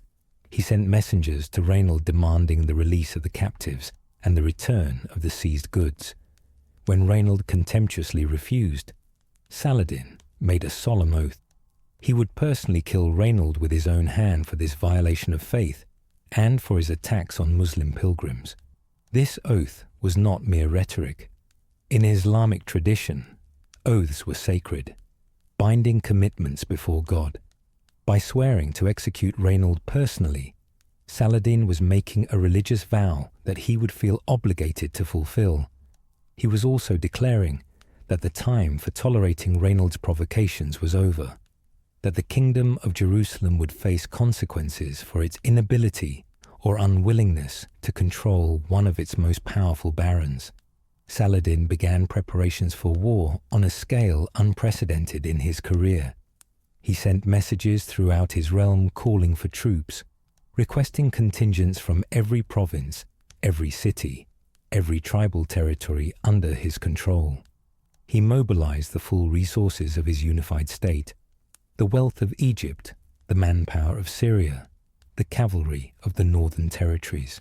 The army that began to gather in the spring of 1187 was the largest Muslim force assembled in the Levant since the time of the First Crusade, nearly a century earlier. The response to Saladin's call was overwhelming. Warriors came from across the Muslim world, motivated by various factors. Some came out of feudal obligation, summoned by their lords who owed service to Saladin. Some came as mercenaries, drawn by the promise of pay and plunder. But many came out of genuine religious conviction, responding to Saladin's call for jihad, understanding that this was not merely another border skirmish, but a holy war to liberate Jerusalem and avenge nearly a century of Christian occupation of Islam's third holiest city. Contemporary Arab chroniclers provide vivid descriptions of the army that gathered under Saladin's banners. There were the professional cavalry, Turks and Kurds mostly, armoured horsemen skilled in the tactics of mounted archery and close combat that had made Eastern cavalry feared throughout the medieval world. There were Arab tribal contingents, fierce warriors from the Syrian and Mesopotamian deserts mounted on swift horses, their loyalty earned through Saladin's generosity and his reputation for justice. There were contingents from Egypt, including Sudanese troops and Armenian units that had entered Saladin's service. There was also a substantial infantry force, less glamorous than the cavalry, but crucial for siege warfare and for holding positions. These infantrymen were equipped with spears, swords, and most importantly, bows and crossbows that could rain arrows on enemy formations from a distance. Some contemporary estimates, which should be treated with caution as medieval numbers were often exaggerated, suggested that Saladin's army numbered 30,000 men or more, an enormous force by the standards of the region and era. As spring turned to summer in 1187, this great army assembled south of Damascus, on the Golan Heights, an area that provided good grazing for the thousands of horses and access to water sources necessary for such a large force. Saladin inspected his troops, a ritual that served both practical and symbolic purposes. Practically, it allowed him to assess the quality and readiness of the various contingents.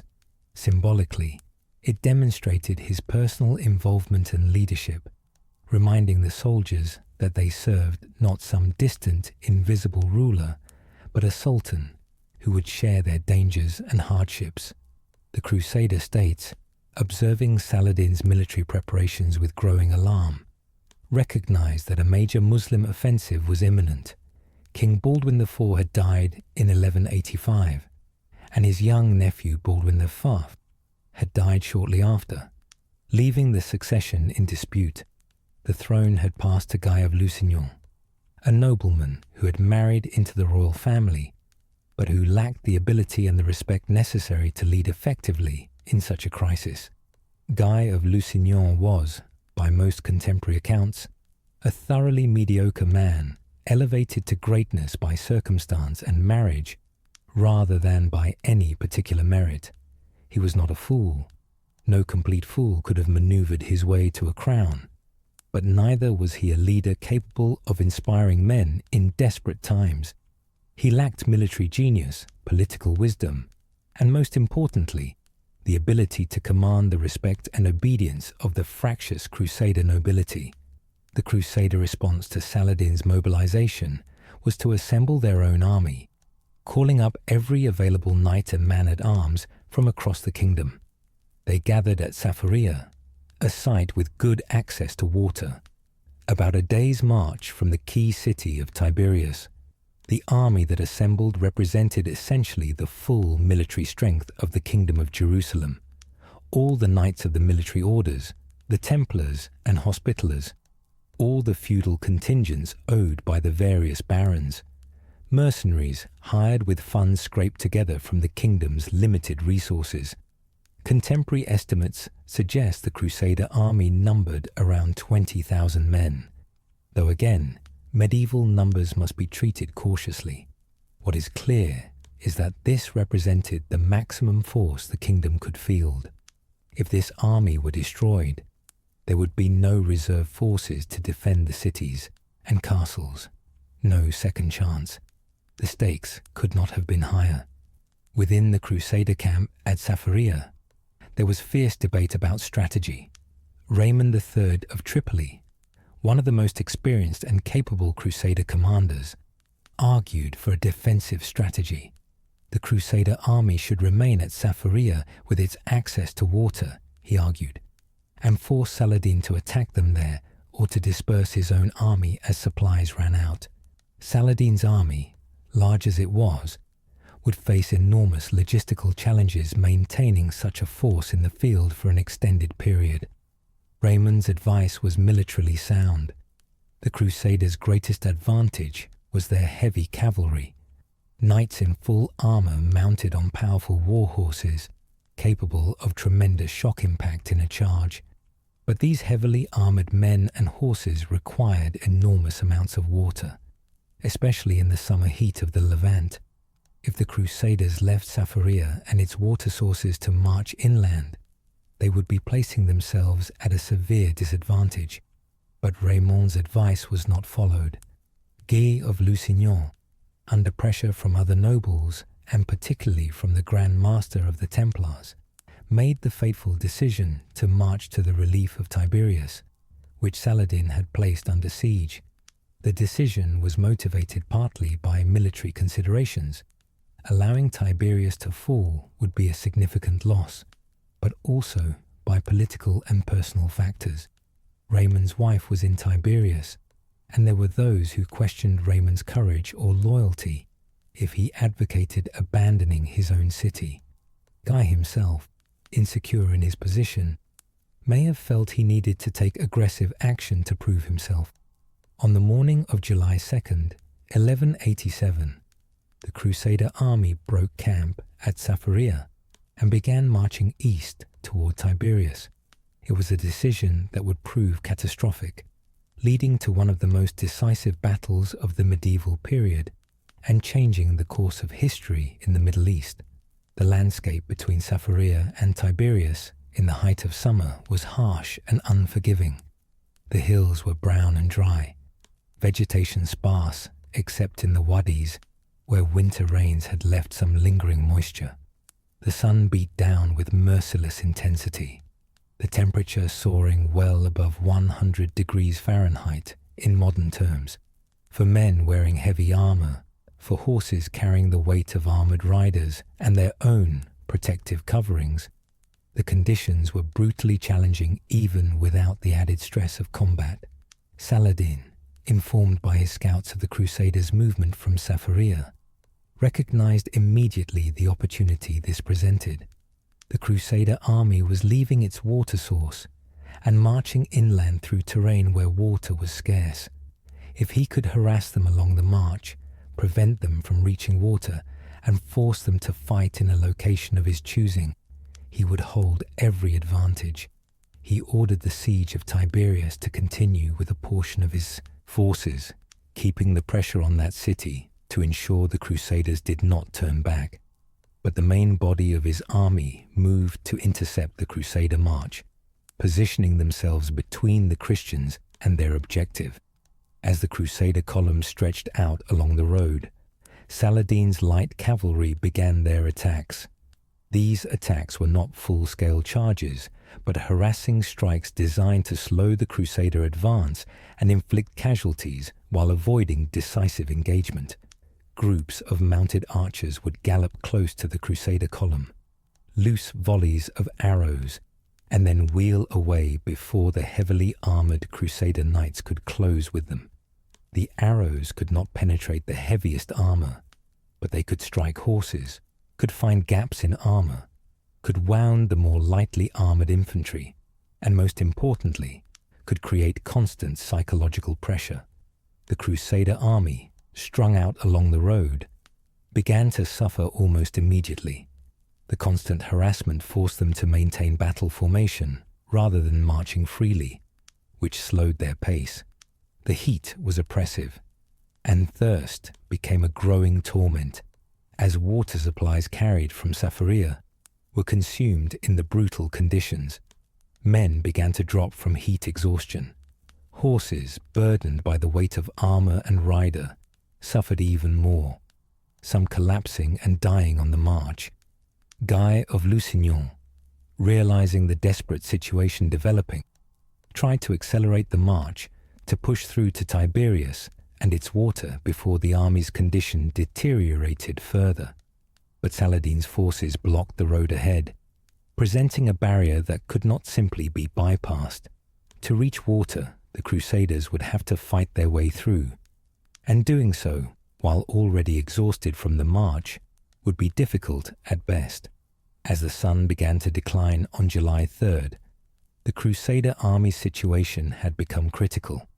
They were still miles from Tiberias and its water, But pushing on in the darkness would be impossible. Guy made another fateful decision. The army would make camp for the night at a place called the Horns of Hattin, twin peaks rising from the surrounding plateau like the horns of some great beast. It was not an ideal camping position. There was no water, but it offered some defensive advantages, higher ground from which to defend against night attacks. Through that terrible night, the Crusader army endured torments both physical and psychological. Thirst had become unbearable. Men's tongues swelled in their mouths. Throats parched to the point where swallowing was agony. Horses, desperate for water, became increasingly unmanageable. The heat of the day was replaced by the surprising cold of the desert night. Men shivering in armor that hours before had been an oven. Saladin's forces, meanwhile, maintained the pressure. They lit fires in the brush around the Crusader position, filling the air with smoke that added to the Christians' misery. They launched occasional attacks throughout the night, not serious assaults, but raids designed to keep the Crusaders on edge, to prevent sleep, to wear down their already exhausted enemies through constant vigilance. Contemporary chroniclers, both Christian and Muslim, describe the sounds of that night, the groans of wounded and thirsty men, the stamping and neighing of distressed horses, the occasional clash of weapons as Crusader sentries drove off Muslim raiders, and above all, the Islamic battle cries echoing from the darkness. Allahu Akbar, God is greatest, repeated endlessly, a psychological assault as devastating as any physical attack. As dawn broke on July 4th, 1187, the Crusader army was in desperate condition. Men had gone more than a day without adequate water in brutal heat. Many horses were dead or dying. The men were exhausted from the march and the sleepless night. Morale was collapsing as even the most optimistic soldiers recognized the catastrophic nature of their situation. They were trapped, miles from water, surrounded by an enemy army that outnumbered them and held every tactical advantage. Guy of Lusignan, faced with a choice between certain death from remaining in position and probable death from trying to break through to water, chose action. He ordered the army to form up for a march toward the springs at Hattin, a few miles away. If they could reach water, they might still survive to fight another day. It was a desperate gamble, but it was the only option available. Saladin, observing the Crusader preparations, gave his own orders. The time for harassment was over. This would be a battle of annihilation. His army moved to encircle the Crusaders, cutting off any possibility of retreat. The light cavalry continued their arrow storms, but now heavier cavalry units prepared for charges to exploit any weaknesses in the Crusader formation. Infantry moved forward to engage directly, preventing the Crusaders from simply punching through the Muslim lines. The battle that followed was less a single coherent engagement than a series of desperate Crusader attempts to break free from the Muslim encirclement, each attempt beaten back, the Christian force gradually being compressed and destroyed. The Crusader heavy cavalry, that feared force that had won so many battles over the decades, was simply unable to function effectively. The horses were too exhausted to charge with any real impact. The men were too weak from thirst and heat exhaustion to fight with their usual vigor. The Crusader infantry, particularly the foot soldiers who lacked the armor of the knights, suffered terribly under the constant arrow fire. Men fell by the hundreds, struck by arrows that the Muslim archers could loose in vast quantities. Some infantry units, driven beyond endurance, broke and ran, fleeing toward where they thought water might be, only to be cut down by Muslim cavalry, or to die of thirst and exposure in the surrounding hills. Raynald of Tripoli, commanding the vanguard of the Crusader army, made a desperate charge to break through the Muslim lines. Saladin, recognizing Raynald as one of the few genuinely capable Crusader commanders, and possibly hoping to encourage dissension in the Christian ranks, ordered his forces to open a gap, allowing Raymond and his men to ride through. Whether Raymond intended to break through and then turn back to help his fellow Crusaders, or whether he was simply saving himself, remains a matter of historical debate. In any case, he rode through the Muslim lines and away from the battle, surviving the catastrophe, but losing his honor in the eyes of many of his contemporaries. With Raymond's departure, the remaining Crusader forces contracted into an increasingly desperate perimeter on the slopes of the Horns of Hattin. King Guy had his royal tent erected, a symbolic gesture meant to show that the king was standing firm, but it was an empty symbol. The battle was already lost. Knights who had fought valiantly through decades of warfare found themselves unable to continue, weapons dropping from nerveless fingers, collapsing from exhaustion and thirst. By afternoon, organized resistance had effectively ended. Groups of Crusaders continued to fight, but these were isolated pockets of desperate men, not a coherent army. Saladin's forces gradually overwhelmed these last resistors, killing some, but taking many prisoner. The capture of prisoners, particularly knights who could be ransomed for substantial sums, was more profitable than killing them, and Saladin's soldiers understood this calculus well. As the battle ended, King Guy of Lusignan, along with many of his leading nobles and military commanders, was taken prisoner. The true cross, that most sacred Christian relic that had been carried into battle as a spiritual banner for the Crusader army, fell into Muslim hands. This loss was devastating psychologically to the Christian world. The relic, believed to be a fragment of the actual cross on which Jesus was crucified, was now held by Muslims.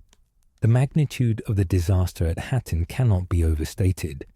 The Kingdom of Jerusalem had committed essentially its entire military strength to this campaign, and that strength had been annihilated in a single afternoon. Of the perhaps 20,000 men who had marched from Syria, only a tiny fraction escaped. Most were either dead on the battlefield or captured. The knights of the military orders, the Templars and Hospitallers, who had been the backbone of Crusader military power for decades, had been virtually wiped out, with only a handful surviving. In the immediate aftermath of the battle, Saladin received the captured Crusader leaders in his tent. Contemporary accounts describe the scene. The Muslim Sultan sat in triumph, but he showed his captives a degree of mercy that was notable given the customs of the era. He offered water to King Guy, who was nearly dead from thirst. Guy drank deeply and then offered the cup to Raynald of Châtillon, who sat beside him. Saladin intervened, stating clearly that he had not given Raynald permission to drink, that the offer of water had been for Guy alone. This was significant because in the customs of the time, offering food or water to a captive implied a pledge of protection. If Saladin had allowed Raynald to drink from a cup he had offered, he would have been bound by honor not to harm him. But Saladin had made an oath to kill Raynald personally, and he intended to keep that oath. Saladin reminded Raynald of his violations of the truce, his attacks on Muslim pilgrims and caravans, his insults to Islam. He offered Raynald a chance to convert to Islam and save his life. When Raynald refused contemptuously, Saladin personally struck him with his sword, and his guards then completed the execution. It was a shocking moment of violence in what was otherwise a relatively merciful treatment of prisoners, but it was also seen by Muslim observers as justice. Raynald had been warned repeatedly, had violated sacred truces, and had paid the price for his treachery. Guy and most of the other noble prisoners, however, were spared and held for ransom. Saladin understood the economic value of noble captives and also the political value of showing that he could be merciful to those who had not particularly offended against the laws of warfare. The exception to this mercy was the captured Templars and Hospitallers. Saladin saw these military monks as the most dangerous and implacable enemies, men who would fight against Islam until their dying breath. He ordered their execution, and some 200 members of these orders were beheaded in the days following the battle. The victory at Hattin transformed the strategic situation in the Levant overnight. The Crusader field army that had been the primary defense of the Kingdom of Jerusalem no longer existed. The castles and cities of the kingdom were stripped of their garrisons, which had been pulled out to form the army that was now destroyed. Saladin suddenly found himself in a position to conquer the Crusader territories with minimal resistance, and at the heart of those territories lay Jerusalem, the city that had been the ultimate objective of Saladin's entire career, the liberation of which would fulfill a duty that Muslims had felt pressing on them since the Crusaders captured the city in 1099. The road to Jerusalem now lay open before him. In the wake of the catastrophic Crusader defeat at Hattin, Saladin moved swiftly to exploit his victory.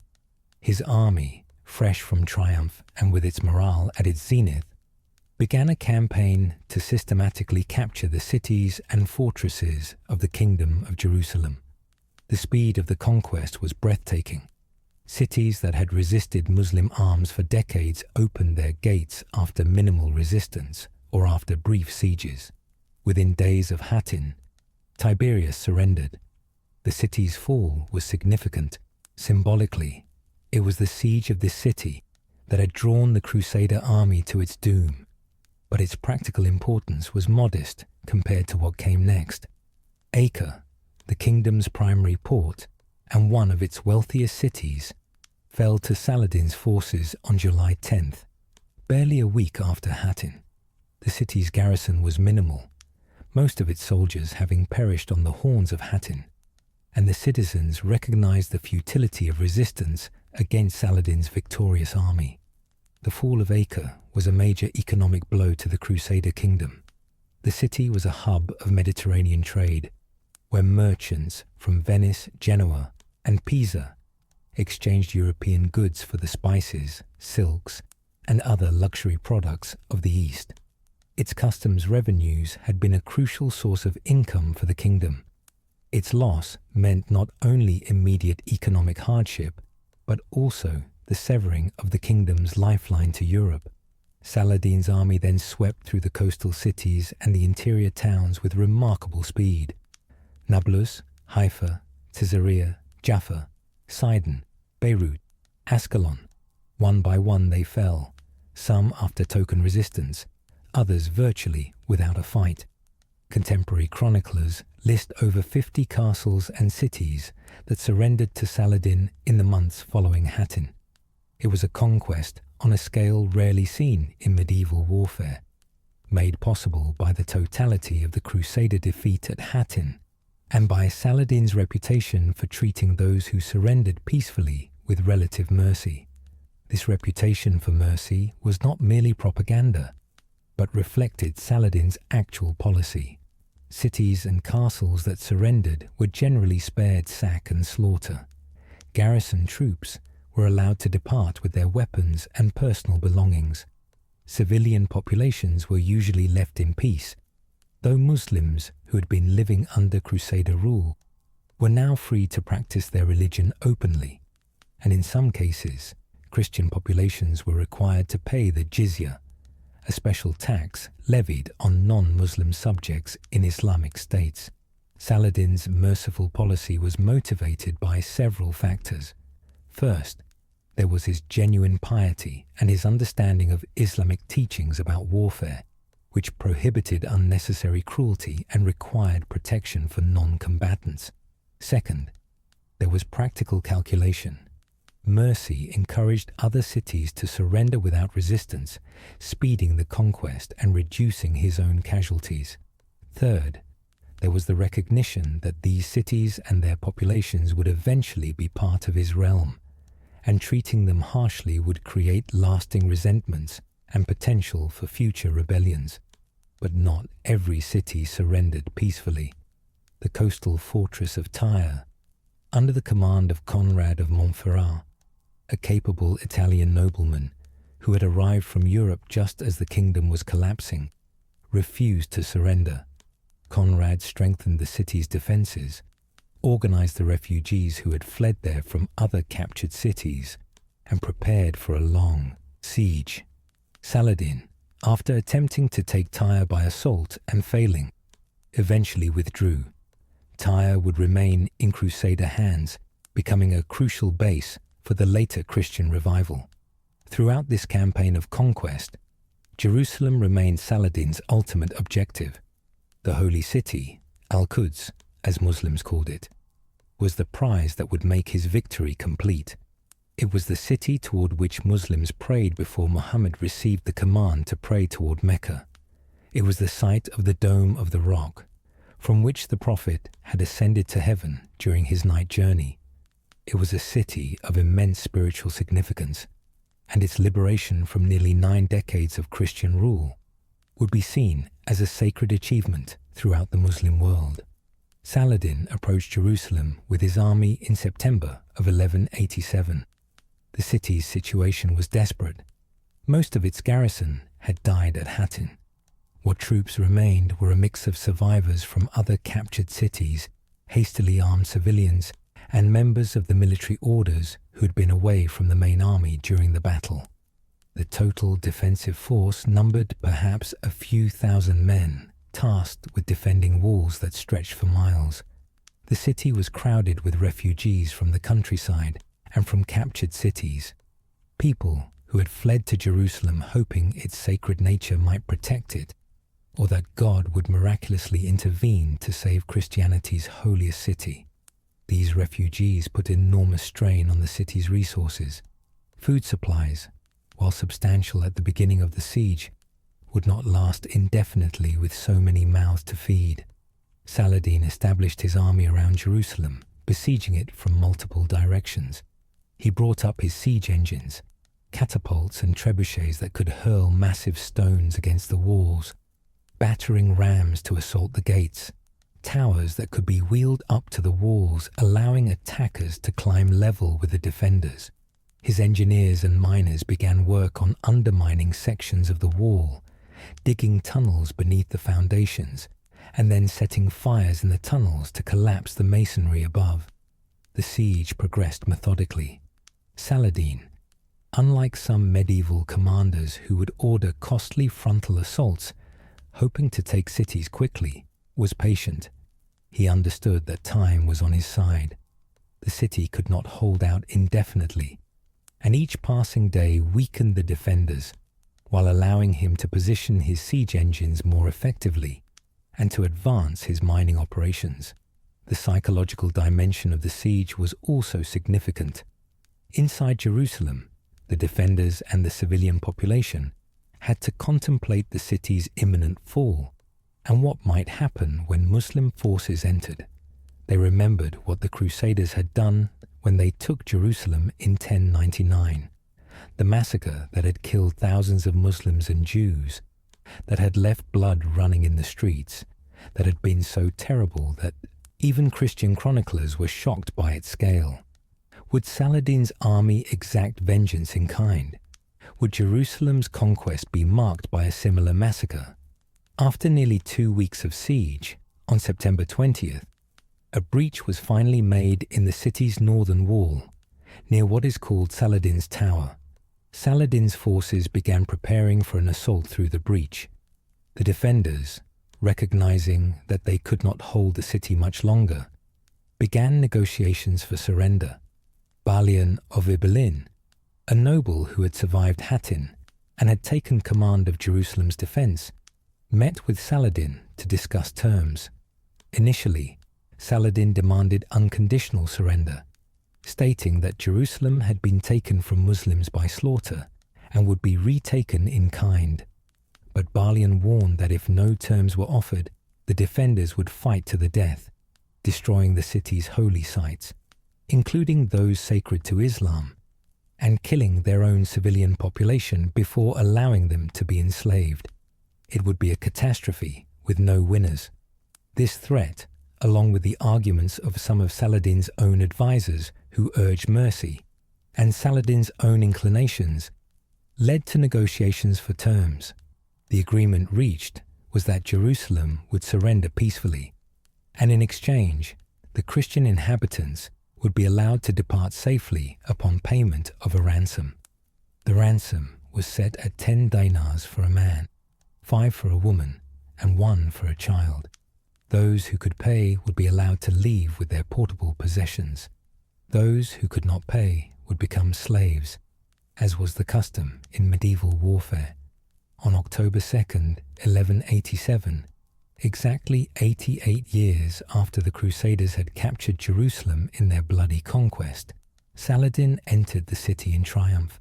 It was perhaps the greatest moment of his life, the culmination of years of planning and warfare, the fulfillment of Nur al-Din's dream, and of the hopes of Muslims throughout the Middle East and beyond.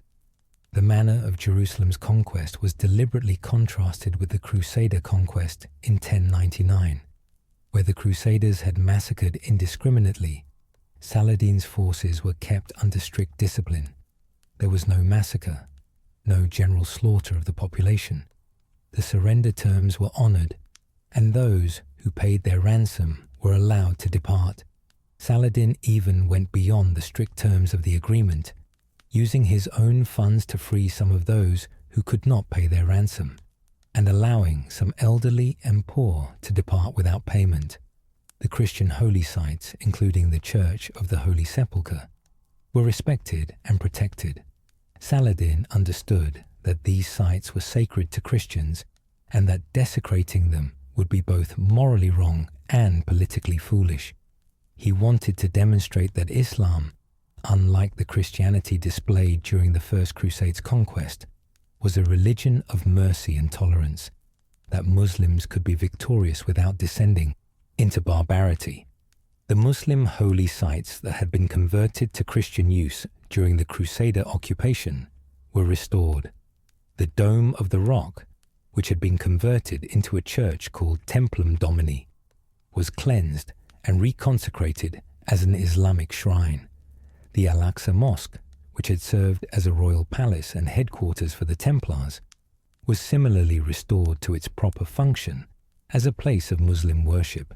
Saladin ordered these sites cleansed with rosewater, an expensive touch that demonstrated the importance he placed on proper religious restoration.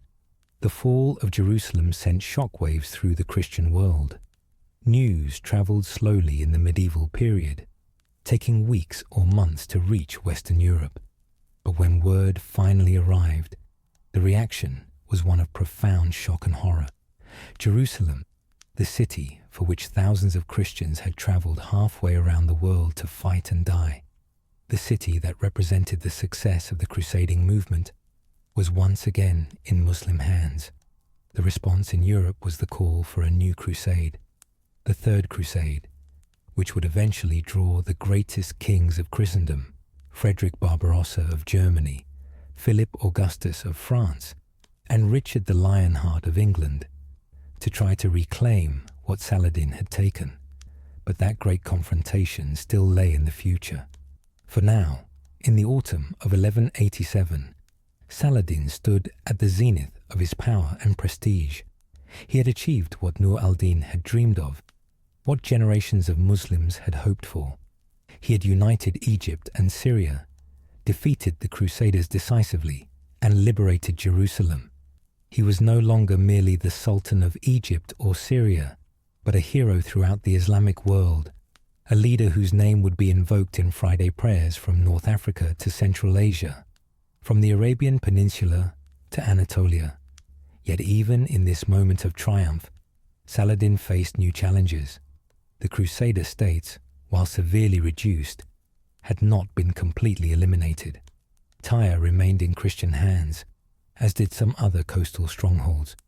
More importantly, Saladin knew that Europe would not accept the loss of Jerusalem passively, that a Christian counterattack was inevitable. The question was not whether there would be a new crusade, but when it would come, and whether he and his realm would be ready to face it. The news of Jerusalem's fall reached Europe in stages throughout late 1187 and early 1188, carried by survivors, by merchants, by pilgrims who had witnessed the catastrophe. Each retelling added new layers of detail, some accurate, some exaggerated, some simply invented. The impact on European Christendom was profound. Jerusalem, the city that Christ himself had walked, where he had been crucified and resurrected, where the Church of the Holy Sepulchre stood as the most sacred site in Christianity, was once again in Muslim hands. Pope Urban III, who had spent years promoting and organizing crusading efforts, was reported to have died of shock upon hearing the news. His successor, Pope Gregory VIII, issued a bull calling for a new crusade almost immediately upon taking office. This call resonated throughout Europe in ways that earlier crusading appeals had not in decades. The loss of Jerusalem created a sense of crisis, a feeling that Christendom itself was threatened, that allowing such a defeat to stand would be not merely a political failure, but a spiritual catastrophe. The response was unprecedented. 3 of Europe's most powerful rulers, arguably the 3 most powerful men in Western Christendom, took the cross, vowing to journey to the Holy Land and reclaim Jerusalem from Saladin. These were not minor nobles or ambitious second sons seeking fortune and glory in the East, but crowned monarchs, men who ruled vast territories and commanded enormous resources. Frederick Barbarossa, the Holy Roman Emperor, was in his 60s, an elderly man by medieval standards, but still vigorous and ambitious. He had ruled Germany and the Holy Roman Empire for decades, had led armies in Italy and against the Slavs, and had a personal reputation as one of Europe's greatest warriors. His decision to take the cross carried enormous weight. When an emperor of Frederick's stature committed to a crusade, it validated the enterprise in ways that papal bulls and preaching could not. Philip II, Augustus of France, known as Philip the God-given for having been born late in his father's life, when an heir was despaired of, was a man of different character from Frederick. Where Frederick was a warrior emperor, Philip was a calculating politician, a man who understood power and its accumulation better perhaps than any ruler of his generation. His commitment to the crusade was driven partly by genuine piety, but also by concerns about what Frederick and the other major participant, Richard of England, might achieve if he did not participate. Richard I of England, later known as Richard the Lionheart, was in many ways the opposite of Philip. Where Philip was careful and calculating, Richard was bold and impulsive. Where Philip saw warfare as an extension of politics, Richard seemed to see it as an end in itself, a glorious endeavor that defined manhood and nobility. Richard was a magnificent warrior, perhaps the finest knight in Western Europe, and his participation in the Crusade would prove to be its defining feature. The preparation and mobilization for the Third Crusade took years. Raising and equipping armies capable of campaigning thousands of miles from home required enormous resources and complex logistics. Taxes were levied across Europe, the famous Saladin tithe, to fund the expedition. Ships had to be built or chartered to transport men and supplies. Alliances had to be forged, routes planned, agreements reached about who would command what forces and under what terms. Frederick Barbarossa departed first, in May of 1189, leading his army overland through Hungary and then into Byzantine territory. This route avoided the long and dangerous sea voyage, but created diplomatic complications, as the Byzantine Empire, while Christian, had a complex and often hostile relationship with the Western Crusader states and with Western European powers generally. Frederick's march through Anatolia was arduous. His army faced harassment from Turkish forces, difficulties with terrain and supplies, and the general challenges of moving a large medieval army across hundreds of miles of sometimes hostile territory. But Frederick, demonstrating the capabilities that had made him one of Europe's great leaders, managed these challenges effectively. His army reached the border of the Crusader states in the spring of 1190. Then disaster struck. On June 10th, 1190, while crossing the Salef River in southern Anatolia, Frederick Barbarossa drowned. The exact circumstances remain unclear. Perhaps his horse lost its footing. Perhaps the elderly emperor suffered some medical crisis in the cold water. Perhaps he simply miscalculated the river's depth and current. Whatever the cause, the result was catastrophic for the Crusade.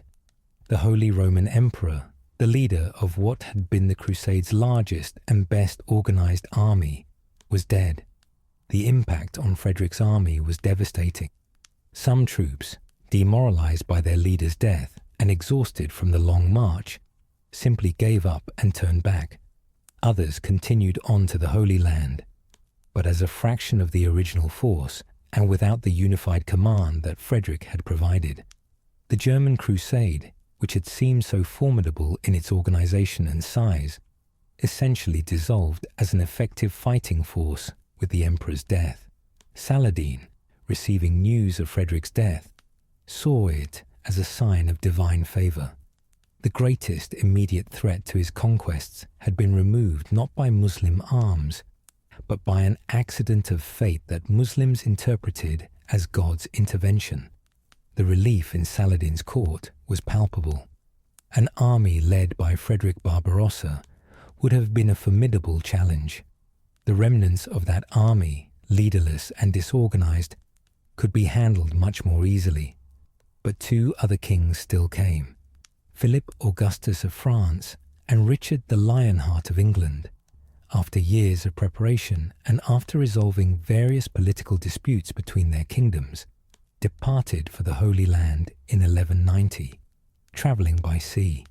Their journey took them first to Sicily, where they spent the winter, then to Cyprus, which Richard conquered from its Byzantine ruler, and finally, in the spring of 1191, to Acre. Acre had already been under siege for nearly 2 years by the time the kings arrived. In the aftermath of Saladin's conquests, some Crusader forces, led by Guy of Lusignan, who had been released from captivity, had begun attempting to reclaim territory. Guy had besieged Acre in August of 1189, establishing a siege camp outside the city. Saladin had responded by besieging the besiegers, creating the unusual situation of a double siege, the Crusaders besieging Acre, while Saladin's forces surrounded the Crusader camp. This double siege had settled into a stalemate by the time Philip and Richard arrived. Neither the Crusaders nor Saladin had the strength to decisively defeat the other. The situation was grinding and miserable for all involved. Disease was rampant in the crowded, unsanitary conditions of medieval siege camps. Supplies were often inadequate. Morale fluctuated wildly based on the latest skirmish or the arrival of new reinforcements from Europe. The arrival of the French and English kings transformed the situation. They brought fresh troops, enormous siege engines and supplies, and most importantly, renewed energy and organization to the Crusader effort. Richard in particular threw himself into the siege with characteristic vigor, personally overseeing the positioning of siege engines, leading attacks against the walls, and inspiring his men through his visible courage and his willingness to share their hardships. Saladin, observing the situation from his camp surrounding the Crusader positions, recognized that Acre was now likely to fall. His forces had been in the field, besieging the besiegers, for nearly 2 years. They were exhausted. Their supplies were running low, and the morale-boosting victory at Hattin was now several years in the past. Against the fresh Crusader armies under Richard and Philip's leadership, with their superior siege equipment, Saladin's forces could not prevent Acre's fall. After weeks of intensified siege operations, with the walls breached in several places and the garrison's situation becoming increasingly hopeless, negotiations for surrender began. On July 12, 1191, Acre surrendered to the Crusaders. The terms included the return of the true cross that had been captured at Hattin, the release of Christian prisoners, and substantial ransom payments for the Muslim garrison. The fall of Acre was a significant blow to Saladin's position, though not a catastrophic one. More troubling was what followed. Saladin, perhaps due to the exhaustion of his treasury, or perhaps due to coordination issues within his administration, failed to deliver the first installment of the agreed ransom payments on schedule. Richard, never a patient man, and perhaps looking for an excuse to eliminate potential combatants, ordered a massacre of the Muslim garrison, some 2,700 men according to contemporary accounts. The massacre was shocking in its scope and in its violation of the surrender terms. Saladin, horrified and enraged, responded by executing many of his Christian prisoners in retaliation. The spiral of violence destroyed any possibility of the chivalrous, honor-bound warfare that both Saladin and Richard sometimes preferred. It demonstrated that even in an age that had concepts of honorable warfare and chivalry, brutality and calculated cruelty remained very much present. From Acre, Richard began a campaign along the coast, moving south with the goal of eventually reaching Jerusalem. Saladin shadowed the Crusader army with his own forces, avoiding large-scale battle while harassing the Christians through raids and skirmishes. He had learned from Hattin that forcing the Crusaders to fight in conditions of his choosing was crucial. He would not give Richard the opportunity for a decisive battle unless the circumstances heavily favoured Muslim forces. The confrontation between Saladin and Richard the Lionheart would become one of history's most famous rivalries, celebrated in songs, stories, and later in countless books and films. The two men represented, in many ways, the ideals of their respective cultures. Saladin, the wise and just Muslim Sultan, devoted to faith and to his people's welfare. Richard, the valiant Christian knight, supremely skilled in arms and fearless in battle. That they never actually met face to face, despite their armies engaging repeatedly, only adds to the mythic quality of their relationship. In reality, both men were more complex than the legends suggest. Saladin was indeed a devout Muslim and a relatively just ruler by medieval standards, but he was also a pragmatic politician who could be ruthless when necessary, who executed prisoners when it served his purposes, and who pursued his own power and glory, even as he clothed his ambitions in the language of jihad and religious duty. Richard was a magnificent warrior and a charismatic leader, but he was also impulsive, often cruel, and more interested in the glory of combat than in the patient work of governance. He spent only 6 months of his 10-year reign actually in England, seeing his kingdom primarily as a source of revenue for his military adventures. His treatment of prisoners, as demonstrated at Acre, could be brutally pragmatic to the point of violating accepted norms of warfare. Yet there was genuine respect between them, conveyed through the messengers and intermediaries who conducted negotiations throughout the Third Crusade. Each recognized in the other a worthy opponent, a leader of genuine capability and courage. The stories of chivalrous gestures, Saladin sending ice and fruit to Richard when the English king fell ill, Richard sending messages of admiration after Muslim forces performed particularly well in battle, may be embellished, but they contain truth. These two leaders, enemies though they were, understood each other in ways that transcended the religious and cultural divide between their civilizations. The first major battle between their armies came on September 7th, 1191, at Arsuf, a town on the coastal plain north of Jaffa. Richard had been marching his army south from Acre, keeping the sea on his right flank to maintain his supply lines and protect against Muslim cavalry attacks from that direction. Saladin had been shadowing the march, launching harassing attacks, waiting for an opportunity to strike decisively. At Arsuf, Saladin committed his full strength to battle, believing he could overwhelm the Crusader army while it was strung out on the march. His mounted archers launched wave after wave of attacks, firing arrows into the Crusader column from every direction. The noise was tremendous. The thunder of thousands of horses' hooves, the twang of bowstrings, the shouts of warriors, the screams of wounded men and animals. Richard had organized his army carefully for exactly this type of attack. His heavy cavalry, the knights in full armor that were the Crusaders' most potent weapon, were held in reserve, protected by a screen of infantry armed with spears and crossbows. The infantry absorbed the Muslim arrow fire, their heavy shields and body armor providing protection, while the crossbowmen returned fire, their powerful weapons capable of punching through Muslim armor at close range. Saladin's tactic was to wear down the Crusader army through constant harassment, to provoke the knights into charging prematurely before they could organize effectively, and then to use his cavalry's mobility to evade the charge and continue the harassment until the Crusader horses were exhausted and the formation broke down. It was a tactic that had worked many times before, including at Hattin, but Richard understood the danger and explicitly ordered his knights not to charge until he gave the signal.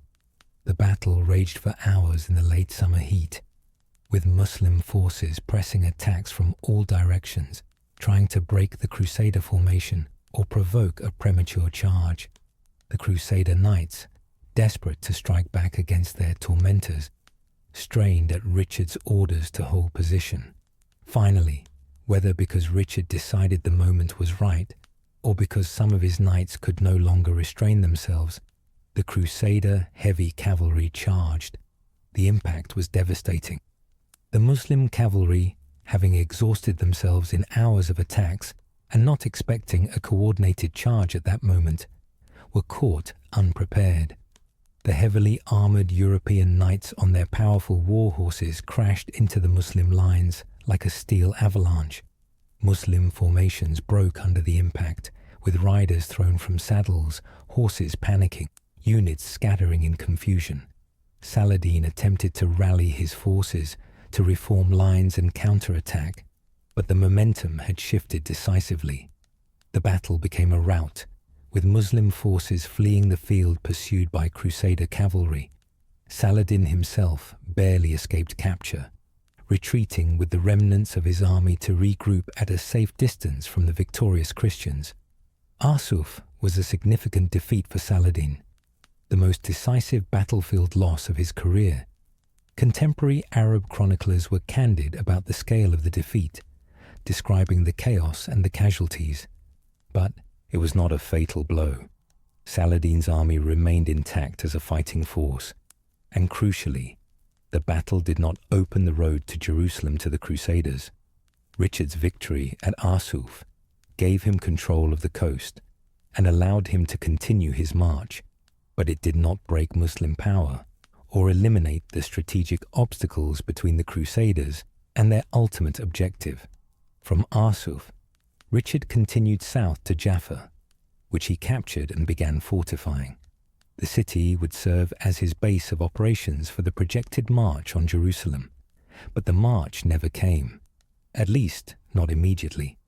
As autumn turned to winter in 1191, Richard found himself facing a series of practical and strategic problems that made an immediate assault on Jerusalem difficult or impossible. First, there was the question of supply. Jerusalem was inland, requiring supply lines that would be vulnerable to Muslim attack. Richard's army, while formidable, wasn't large enough to both besiege Jerusalem and defend its supply lines against Saladin's forces. The Crusader army that had been destroyed at Hattin had been attempting essentially the same operation, and Richard was too good a commander not to recognize the parallel. Second, there was the question of time and resources. Even if Richard captured Jerusalem, could he hold it? The city's defense would require a substantial permanent garrison, resources for fortification, and ongoing support from Europe. Richard would eventually have to return to his own kingdom, he could not remain in the east indefinitely, and when he left, would the reclaimed Jerusalem be able to withstand Muslim attempts at reconquest? Third, there were political complications among the Crusaders themselves. The various European contingents had different priorities and leaders. Guy of Lusignan, the former king who had lost his kingdom at Hattin, was contesting the succession with Conrad of Montferrat, the capable Italian who had held Tyre. Philip Augustus of France, never as committed to the Crusade as Richard, had left and returned to Europe after Acre's fall, leaving Richard as the undisputed leader, but also removing a significant portion of the Crusader strength. Throughout the winter of 1191 and into 1192, there were negotiations between Richard and Saladin, conducted through intermediaries, primarily Saladin's brother Al-Adil, known to the Crusaders as Saladin. These negotiations explored various possible settlements. At one point, Richard even proposed a marriage alliance between his sister and Al-Adil, with the couple ruling Jerusalem jointly under Christian-Muslim coexistence. The proposal came to nothing, whether because Richard's sister refused, or because the religious obstacles proved insurmountable, or because neither side was truly serious, but it demonstrated the complexity of the relationship between the two camps. In January 1192, Richard finally attempted to march on Jerusalem. His army advanced inland from the coast, making progress toward the Holy City despite winter weather and harassing attacks from Saladin's forces. They came within sight of Jerusalem's walls, close enough that individual soldiers could see the city they had traveled so far to reclaim. But once again, practical considerations forced Richard to withdraw. The weather was terrible, cold, rainy, with occasional hail. The army's supplies were running low. Saladin had stripped the countryside around Jerusalem of anything that could support a besieging army. Most critically, Richard received intelligence suggesting that Saladin was planning to attack the Crusaders' coastal bases while Richard's army was tied down besieging Jerusalem. If Acre or Jaffa fell while Richard was inland, his army would be cut off from the sea, from supplies, from any hope of reinforcement or escape. It would be Hattin in reverse, with Christian forces trapped and destroyed. Richard made the painful decision to withdraw. The army retreated back to the coast, never having engaged in a serious attempt to take Jerusalem. For the Crusader soldiers, many of whom had traveled thousands of miles specifically to liberate the Holy City, the retreat was devastating. There were reports of men weeping as they turned away from Jerusalem, feeling that they had failed in their sacred duty. A second attempt to march on Jerusalem came later in 1192, in June, but this too ended in withdrawal before serious siege operations could begin. The same strategic problems that had prevented the first attempt remained unresolved. Capturing Jerusalem might be possible. Richard's army was certainly capable of taking the city through siege, but holding it against Saladin's inevitable counterattack seemed almost impossible given the Crusaders' limited resources and long supply lines.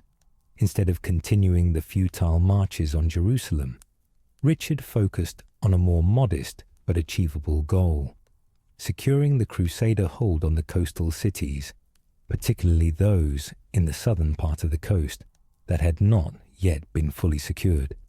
In July 1192, Saladin, seeking to take advantage of Richard's dispersed forces, launched a surprise attack on Jaffa, capturing most of the city, though not the citadel.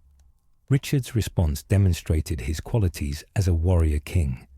Gathering a small force, reports suggest it may have been fewer than 100 knights and a few hundred infantry and sailors. Richard sailed immediately to Jaffa and launched a daring amphibious assault to relieve the citadel and recapture the city. The attack succeeded through a combination of surprise, Richard's personal leadership, and the shock effect of heavily armoured knights charging into the unprepared Muslim forces in the city. This led to the Battle of Jaffa on August 5th, 1192, a small engagement in terms of numbers, but one that became legendary for Richard's personal heroism. Saladin's army, regrouping after being driven from Jaffa city, attacked Richard's small force early in the morning. The Muslim cavalry vastly outnumbered the Crusader knights, but Richard organized a defensive formation, with infantry forming a wall of spears and shields, while crossbowmen stood behind them, firing volleys into the attacking cavalry. Contemporary accounts describe Richard personally leading the defense, sometimes on foot, sometimes mounted, everywhere at once encouraging his men, directing the crossbowmen, leading counterattacks when Muslim forces came too close. There were stories, possibly embellished but perhaps true, of Saladin sending fresh horses to Richard when he saw the English king's mount had been killed, an act of chivalry toward a worthy opponent even in the midst of battle.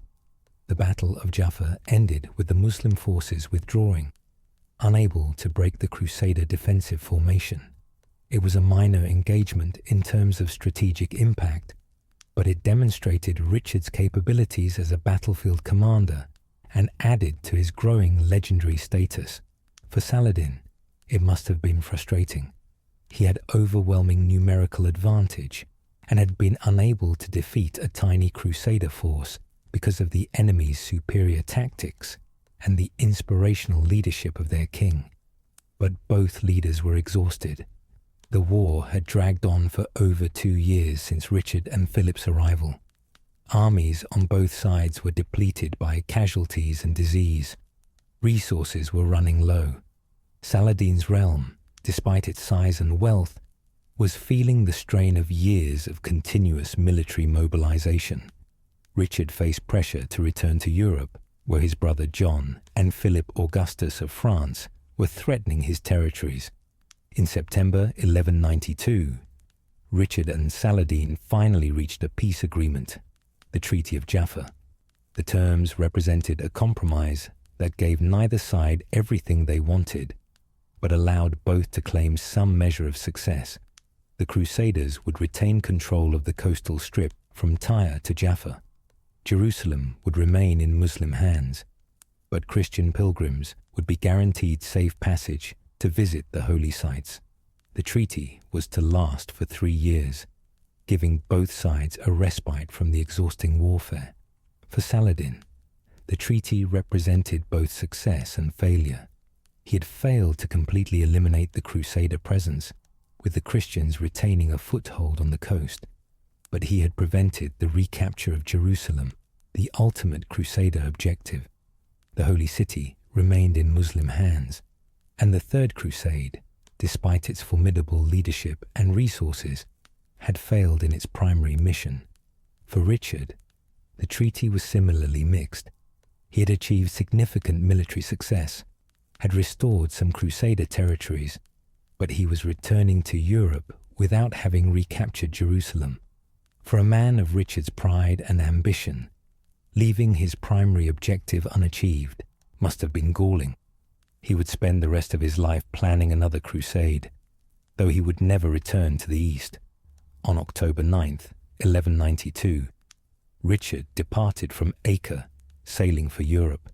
He would never again see the Holy Land, dying in 1199 from an infected wound suffered besieging a minor castle in France. Saladin, watching the departure of his greatest opponent, must have felt both relief and perhaps a touch of regret. Richard had been an enemy, but he had been a worthy one, a leader whose capabilities Saladin respected even as they fought against each other. The Third Crusade was over. It had not achieved its objective of recapturing Jerusalem, but it had prevented the complete elimination of the Crusader presence in the Levant. The military stalemate reflected a broader strategic reality. Neither side had the strength to completely defeat the other. The Crusaders could not muster the resources to conquer and hold the interior territories they coveted. Saladin could not eliminate the Crusader coastal cities as long as they could be supplied and reinforced by sea from Europe. For Saladin personally, the Third Crusade had been the greatest challenge of his career. He had faced armies led by some of Europe's most capable commanders, had fought battles against forces equipped with superior armor and weapons, had struggled to hold together his own coalition of Egyptian, Syrian, and other Muslim forces through years of campaigning. That he had largely succeeded, that Jerusalem remained in Muslim hands and the Crusader states were reduced to coastal enclaves, was a testament to his abilities as both a military commander and a political leader. But the strain had been immense, and it was about to take its final toll. The departure of Richard the Lionheart in October 1192 marked the end of the greatest military challenge Saladin had faced in his career, but it did not bring the peace and rest that the aging Sultan desperately needed. At 55 years old, an advanced age by medieval standards, especially for a man who had spent decades in military campaigns, Saladin was exhausted in both body and spirit. The constant warfare, the endless administrative duties of governing a vast realm, the diplomatic complexities of maintaining alliances among fractious Muslim rulers, and the psychological burden of being responsible for the defense of Islam against Christian incursions had all taken their toll. Contemporary observers noted changes in Saladin during the final months of 1192 and early 1193. The vigor that had characterized his earlier years had diminished. He tired more easily, needed more rest, and sometimes seemed to struggle with the demands placed upon him. Yet he continued to work tirelessly, as if driven by some inner compulsion, to use whatever time remained to him in service of his people and his faith. With the Treaty of Jaffa in place, Saladin turned his attention to the administrative and diplomatic work that war had interrupted. His realm stretched from Nubia in the south to northern Syria, from the Libyan desert in the west to the edges of Mesopotamia in the east. Governing such a vast and diverse territory required constant attention to detail, careful management of subordinate governors and military commanders, and the balancing of competing interests and factions. One of Saladin's ongoing concerns was ensuring the succession and the preservation of his dynasty, the Ayyubids. Unlike some medieval rulers who concentrated all power in their own hands, Saladin had from early in his reign distributed territories and positions among his family members, his brothers, his sons, his nephews. His brother Al-Adil, who had been his chief negotiator with Richard during the Third Crusade, governed territories in Syria and Mesopotamia. His sons held positions in Egypt, Damascus, Aleppo, and other key cities. This distribution of power served several purposes. It created a network of family loyalty that helped hold the realm together. It provided training and experience for the next generation of leaders. It also reflected Islamic traditions about inheritance and the sharing of authority among male relatives. But it also contained the seeds of future problems. Multiple heirs with their own power bases and ambitions could lead to conflicts after Saladin's death, potentially tearing apart the unity he had worked so hard to create. Saladin spent considerable time in the months after Richard's departure, trying to ensure a smooth succession and to instill in his sons and brothers the values and vision that had guided his own rule. He emphasized the importance of justice, of maintaining the welfare of their subjects, of continuing the jihad against the Crusaders, and of preserving the unity of the Muslim lands against both external threats and internal divisions. He also attended to the religious and charitable works that had always been important to him. Throughout his career, Saladin had been a generous patron of religious institutions, mosques, madrasas, Sufi monasteries, and charitable foundations. He continued this patronage in his final months, using the resources of his treasury to support scholars, to feed the poor, to maintain hospitals and schools.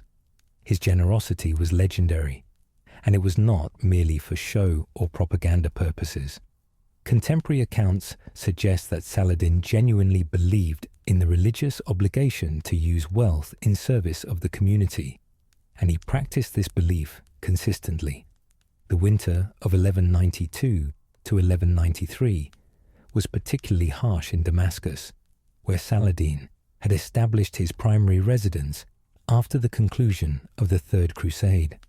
The city that he had loved since his youth, where he had been educated, where his father had served Nur al-Din, was his home in ways that Cairo, for all its wealth and grandeur, had never quite been.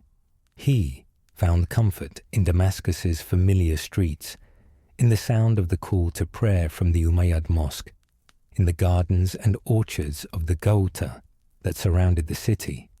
But the winter cold seemed to affect Saladin more severely than it had in past years.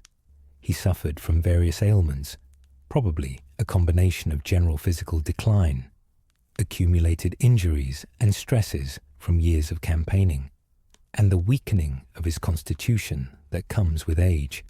His physicians attended him regularly, prescribing treatments according to the medical knowledge of the time, herbal remedies, dietary adjustments, bloodletting, and various other interventions that likely did more harm than good by modern standards, but represented the best medical practice of the medieval Islamic world.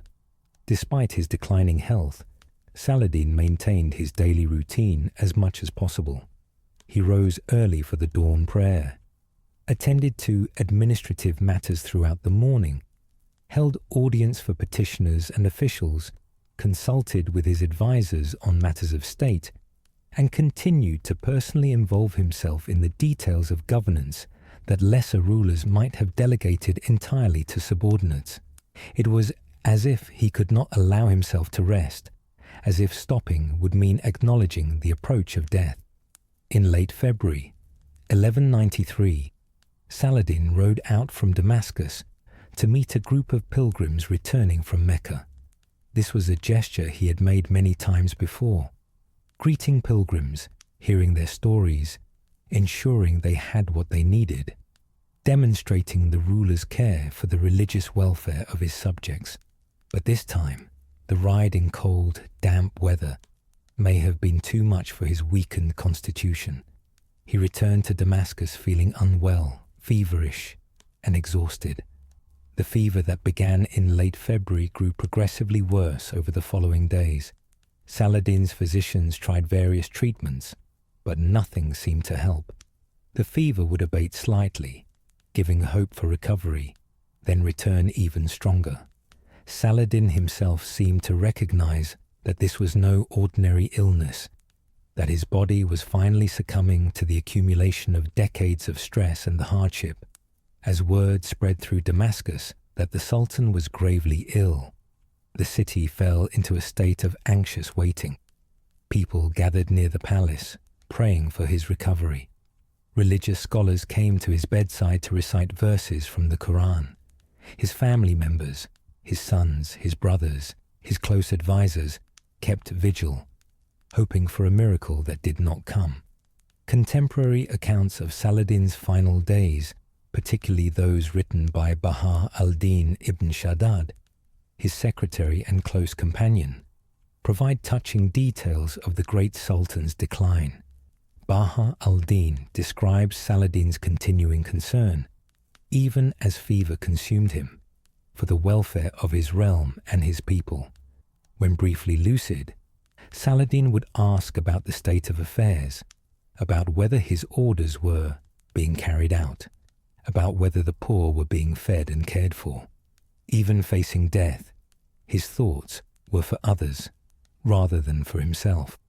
On the 4th of March, 1193, 12 days after the onset of his final illness, Saladin's condition took a turn for the worse. A sheikh was reading passages from the Quran at his bedside, reciting the verses that Muslims traditionally hear in their final moments.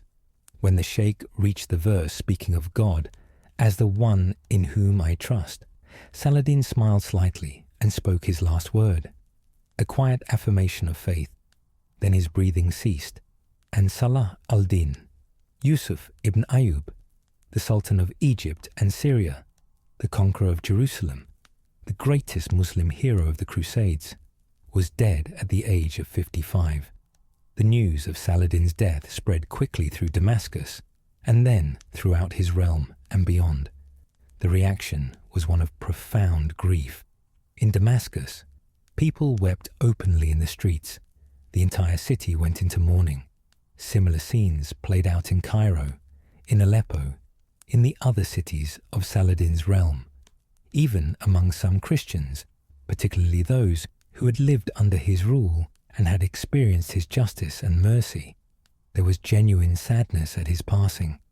The funeral took place on the following day, the 5th of March, with Saladin's body being buried temporarily in the garden of the palace. Later, it would be moved to its final resting place in a mausoleum next to the great Umayyad Mosque. The funeral was attended by huge crowds, government officials, military commanders, religious scholars, ordinary citizens, all coming to pay their respects to the man who had shaped the history of their time. One detail from Saladin's death became famous throughout the Islamic world and beyond. When his treasury was opened after his death, it was found to contain almost nothing, only 1 gold dinar and 47 silver dirhams, barely enough to pay for his funeral expenses. The man who had ruled over some of the wealthiest territories in the medieval world, who had controlled the resources of Egypt with its legendary riches, had died essentially penniless. He had given away his wealth to his soldiers, to the poor, to charitable causes, to anyone who came to him with need. It was the final and most powerful demonstration of his commitment to the Islamic principles of generosity and stewardship of wealth for the community's benefit, rather than for personal accumulation. This detail particularly impressed both Muslims and Christians.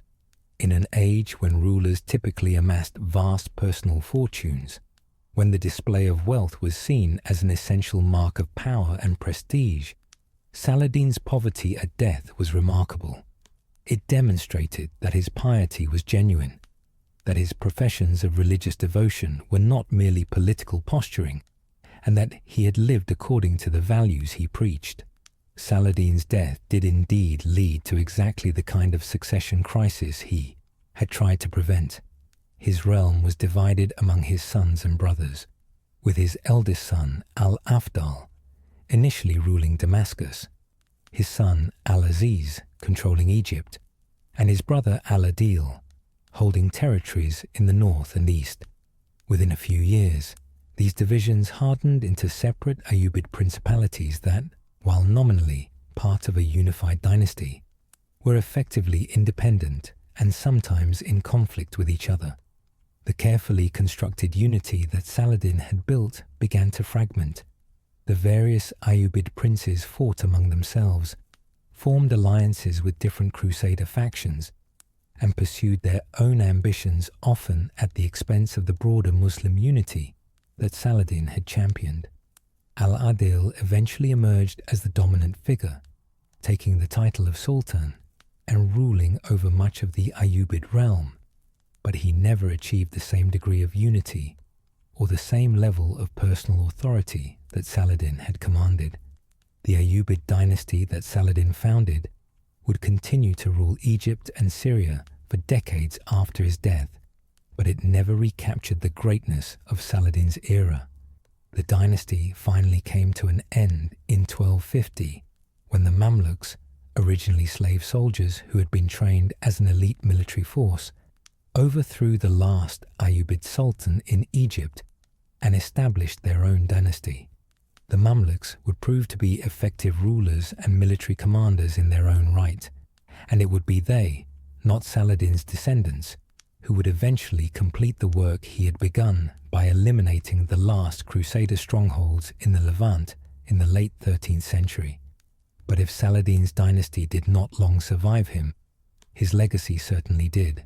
In the Muslim world, Saladin became and remained a symbol of resistance to foreign invasion, of Islamic unity, of just governance, and of the warrior-scholar ideal.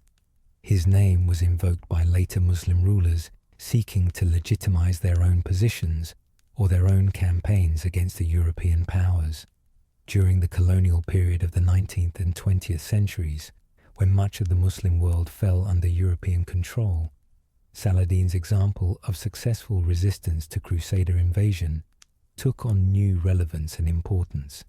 Arab nationalism in the 20th century particularly embraced Saladin as a hero. Leaders like Egypt's Gamal Abdel Nasser explicitly compared their own struggles against imperialism and Zionism to Saladin's jihad against the Crusaders.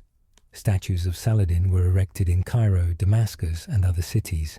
His image appeared on stamps, coins, and in official propaganda. Streets, schools, and institutions were named after him. He became a symbol not just of religious devotion, but of Arab resistance to foreign domination. In modern times, Saladin's legacy remains complex and contested. To some, he represents an ideal of Islamic governance and military leadership worth emulating. To others, particularly in the West during periods of tension between Western and Muslim societies, he has sometimes been portrayed as an opponent of Western interests. But even his enemies have generally acknowledged his qualities, his military skill, his political acumen, his personal piety, and his capacity for mercy and justice. The Kurdish people claim him particularly as their own, seeing in Saladin proof that Kurds have produced great leaders and significant historical figures.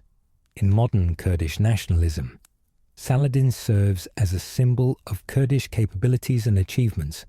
Though his actual relationship to Kurdish identity in the modern sense is complex, he was Kurdish by ancestry and never denied this, but his primary identity seems to have been Islamic rather than ethnic, and he ruled over a multi-ethnic realm in which Kurds were one element among many. Perhaps most remarkably, Saladin achieved something very rare for a non-Christian medieval figure. He earned genuine respect and even admiration in Christian Europe, not merely from modern historians with the benefit of hindsight and cultural relativism, but from his own contemporaries and immediate successors. This respect manifested in various ways that would shape how Saladin was remembered in Western literature and thought for centuries to come. Medieval Christian chroniclers, while certainly seeing Saladin as an enemy and an opponent of Christendom, often portrayed him in surprisingly positive terms. They noted his mercy in taking Jerusalem, contrasting it favorably with the Crusaders' massacre when they had taken the city in 1099. They recorded stories of his chivalry and honor, of his keeping of oaths, of his generosity even to Christian prisoners. Some chroniclers suggested that Saladin was so noble that he must have had Christian ancestry or Christian virtues. Unable to accept that a Muslim could possess such qualities naturally, the troubadours and poets of medieval Europe, who were fascinated by the Crusades and by the romantic possibilities of warfare in exotic lands, made Saladin a character in their works. Unlike most Muslim characters in medieval European literature, who were typically portrayed as villains, pagans, or demons, Saladin was often depicted as a worthy opponent, sometimes even as a model of chivalric virtue that Christians should emulate. One famous medieval legend claimed that Saladin had been knighted by a Christian knight and had thus gained his noble qualities through exposure to Christian chivalry. While entirely fictional, the legend demonstrates the medieval European need to reconcile their admiration for Saladin with their belief in Christian superiority. If Saladin was admirable, he must somehow have been influenced by Christianity. The legend persisted for centuries, appearing in various forms in European literature.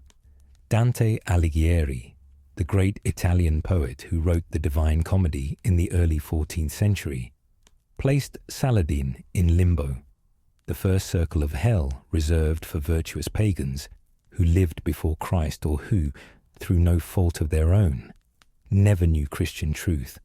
This was high praise. Dante put Saladin in the company of the great classical philosophers and heroes like Socrates, Plato, Aristotle, and Julius Caesar. For Dante, Saladin was not damned to the deeper circles of hell reserved for sinners, but was rather a noble soul unfortunate enough to have lived outside Christian revelation. Later, European literature continued to engage with Saladin's figure. The 18th and 19th centuries, with their romantic fascination with the medieval period and with the Orient, produced numerous works featuring Saladin. Sir Walter Scott's novel The Talisman, published in 1825, presented a heavily romanticized version of the Third Crusade, in which Saladin appears disguised as a physician who treats Richard the Lionheart. The novel emphasized the respect and even friendship between the two great leaders. Though it took considerable liberties with historical fact, European historians of the 19th and early 20th centuries, even those writing during periods of colonial expansion, when European attitudes toward Muslims and Middle Eastern peoples were often dismissive or hostile, generally acknowledged Saladin's qualities as a military commander and ruler. He was seen as an exception to what many European scholars of that era unfortunately viewed as Muslim and Eastern inferiority, a noble savage, or an example of what Muslims could achieve at their best. Modern Western engagement with Saladin has been shaped by several factors. The mid-20th century saw a reassessment of the Crusades, with many historians moving away from triumphalist narratives that portrayed them as glorious Christian endeavors, and instead examining them critically as wars of aggression that caused enormous suffering. In this reassessment, Saladin's role shifted from enemy of Christendom to defender of his homeland against foreign invasion, a perspective that made him more sympathetic to Western audiences. The late 20th and early 21st centuries brought renewed Western interest in Saladin through popular culture. Ridley Scott's film Kingdom of Heaven, released in 2005, featured Saladin as a major character, portrayed with considerable nuance and respect. While the film took liberties with history, its portrayal of Saladin as a wise, merciful, and honorable leader introduced his story to millions of moviegoers who might never have encountered it otherwise. This popular cultural engagement has generally been positive, portraying Saladin as a figure worthy of admiration, though sometimes at the cost of historical accuracy. The real Saladin was more complex than either the medieval legends or modern films suggest, neither a perfect paragon of all virtues nor a simple hero, but a capable, ambitious, and devout man, navigating the complexities of medieval power politics while genuinely trying to serve. His vision of justice and religious duty. From a military perspective, Saladin's legacy is significant, but also debatable. He was undoubtedly a skilled commander who won important victories, most notably Hattin, and who successfully defended Muslim territories against the Third Crusade. His ability to coordinate the military resources of a vast realm, to maintain armies in the field for years at a time, and to adjust his tactics based on circumstances demonstrated considerable military capability. However, historians have noted that Saladin was not an innovative tactician or strategist. The military methods he used, light cavalry harassment, archery, avoiding pitched battles with heavily armored European knights, using fortifications defensively, were largely inherited from earlier Muslim commanders and from the broader military traditions of the Middle East. He did not revolutionize warfare in the way that some great commanders have. What Saladin did excel at was the strategic level of warfare, understanding that military success required political unity, that armies needed to be supplied and paid, that soldiers fought better when motivated by religious conviction or loyalty to a just leader. His greatest military achievement was not any single battle, but rather the patient work of unifying Egypt and Syria. of building an administrative and military structure capable of sustaining long campaigns, and of creating the conditions where victory over the Crusaders became possible. His defensive campaign during the Third Crusade particularly demonstrated his strategic understanding. Rather than seeking a decisive battle with Richard's superior forces, Saladin adopted a defensive strategy, using fortifications, harassment, and the difficulties of operating far from bases to wear down the Crusader army. While this strategy did not eliminate the Crusader presence, it did prevent them from achieving their objective of recapturing Jerusalem, and it preserved Muslim control over the interior territories. It was smart, patient generalship, rather than dashing heroics, but it was effective. Saladin's military legacy also includes his emphasis on maintaining discipline and morale in his armies, on treating soldiers fairly and ensuring they were paid regularly, and on personally sharing the hardships of campaigning. These qualities, while less dramatic than tactical brilliance, were crucial to his sustained success. Armies that trusted their commander, that believed they were fighting for a just cause, and that knew they would be treated fairly were far more effective than armies motivated purely by fear or by the hope of plunder. Saladin's contributions to Islamic architecture and culture, while less famous than his military achievements, were substantial and lasting. The Cairo citadel, which he began constructing in 1176, remains one of Cairo's most important historical sites and dominated the city's skyline for centuries. While much of the citadel has been rebuilt and modified by later rulers, its basic structure and position reflect Saladin's vision of a defensible seat of government. The citadel's construction introduced Syrian-style military architecture to Egypt, with its emphasis on thick walls, multiple defensive towers, and integrated fortifications. This architectural influence spread beyond the citadel itself, affecting the design of other fortifications built in Egypt during and after Saladin's era. The engineering achievement of the deep well cut through solid rock to provide water even during a siege demonstrated both the resources at Saladin's command and the advanced engineering capabilities of his era. Beyond military architecture, Saladin's reign saw the construction or renovation of numerous religious and educational institutions. He founded madrasas, teaching the various schools of Sunni Islamic law, providing alternatives to the Shia institutions that had dominated Egypt under the Fatimids. These madrasas became important centers of learning, training scholars and jurists who would serve throughout the Islamic world. He built or renovated hospitals, understanding that providing medical care for the poor was both a religious obligation and a practical necessity for maintaining public support.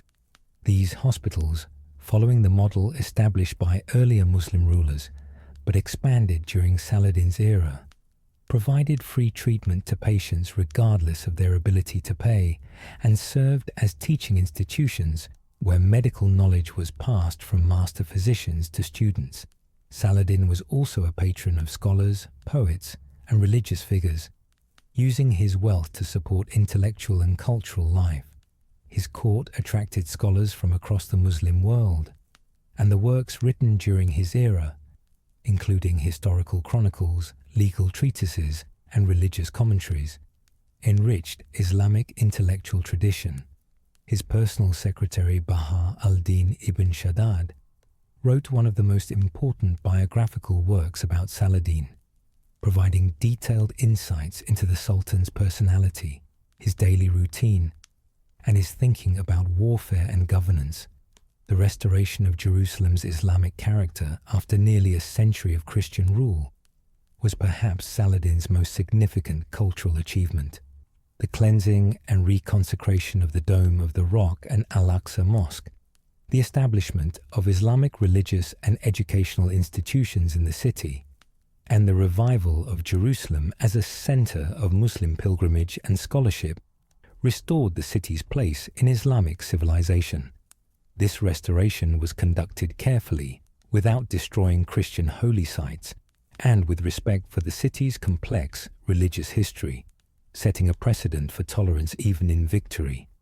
Understanding Saladin as a historical figure requires looking beyond his military and political achievements to examine his personal character, acknowledging both his virtues and his limitations. Contemporary accounts, while certainly shaped by the biases of their authors, provide a surprisingly consistent picture of a man whose genuine piety, sense of justice, and personal discipline were notable even in an age when rulers often claimed such virtues without practicing them. His religious devotion appears to have been genuine rather than merely performative. He prayed regularly, studied religious texts, consulted with Islamic scholars on matters of law and ethics, and tried to align his actions with Islamic principles as he understood them. This doesn't mean he was a religious fanatic, or that he never compromised principles for practical advantage. He was, after all, a practical politician and military commander, but it does suggest that his faith was a central part of his identity and decision-making. His sense of justice and his accessibility to ordinary people were remarked upon by contemporaries.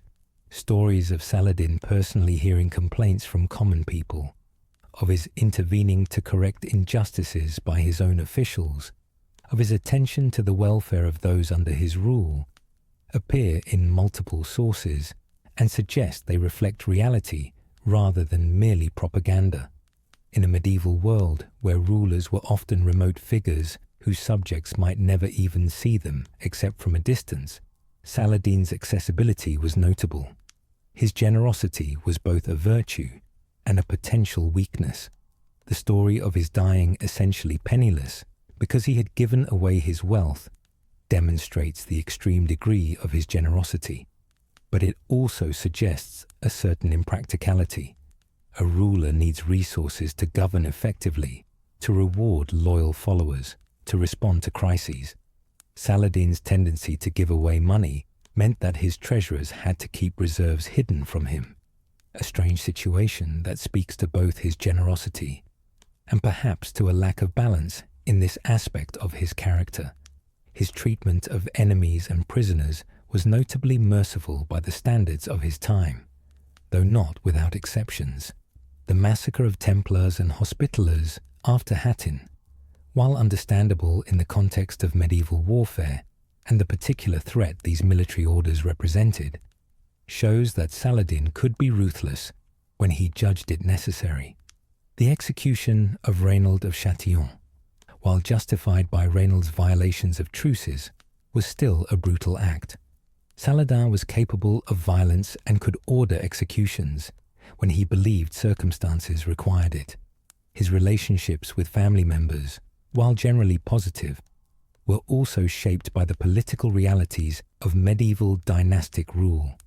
He distributed power among his brothers, sons, and nephews, which helped maintain family loyalty, but also sowed the seeds of the succession conflicts that would fragment his realm after his death.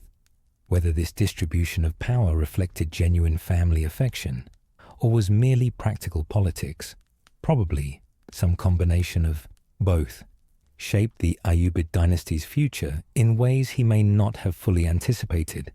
His health in later years, with the exhaustion and physical decline that came from decades of campaigning and administration, reminds us that medieval leaders paid physical costs for their achievements.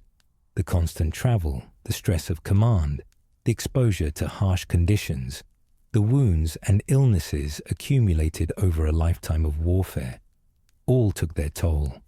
That Saladin remained active and engaged until virtually his final illness, continuing to attend to administrative duties and to personally involve himself in governance, speaks to his dedication, but also perhaps to an inability to delegate fully or to accept that he had limits.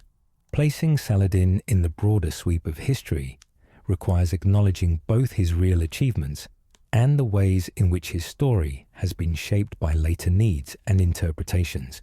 He was a significant historical figure who shaped the medieval Middle East, but he was also a man of his time, with all the limitations that implies. His unification of Egypt and Syria reversed decades of Muslim political fragmentation and created the power base necessary to challenge the Crusader states effectively. This achievement was genuine and substantial. Even though the unity he created did not long survive him, the defeat of the Crusader army at Hattin and the recapture of Jerusalem were major military and political victories that changed the course of the Crusades and the history of the Middle East. But we should also acknowledge that the Crusader state survived in some form for another century after Saladin's death, that the complete elimination of the Christian presence in the Levant required the efforts of Saladin's successors over generations, and that in some ways Saladin's campaigns may have actually prolonged the Crusader presence by provoking the Third Crusade and the renewed European engagement with the East that followed. His reputation for chivalry and honor, while based on real qualities, has also been exaggerated and romanticized over the centuries. Medieval writers, both Muslim and Christian, had their own reasons for portraying Saladin in certain ways. Muslim chroniclers sought to celebrate an Islamic hero, while Christian writers sometimes used Saladin as an example to shame their own leaders, or to demonstrate that even enemies could possess noble qualities.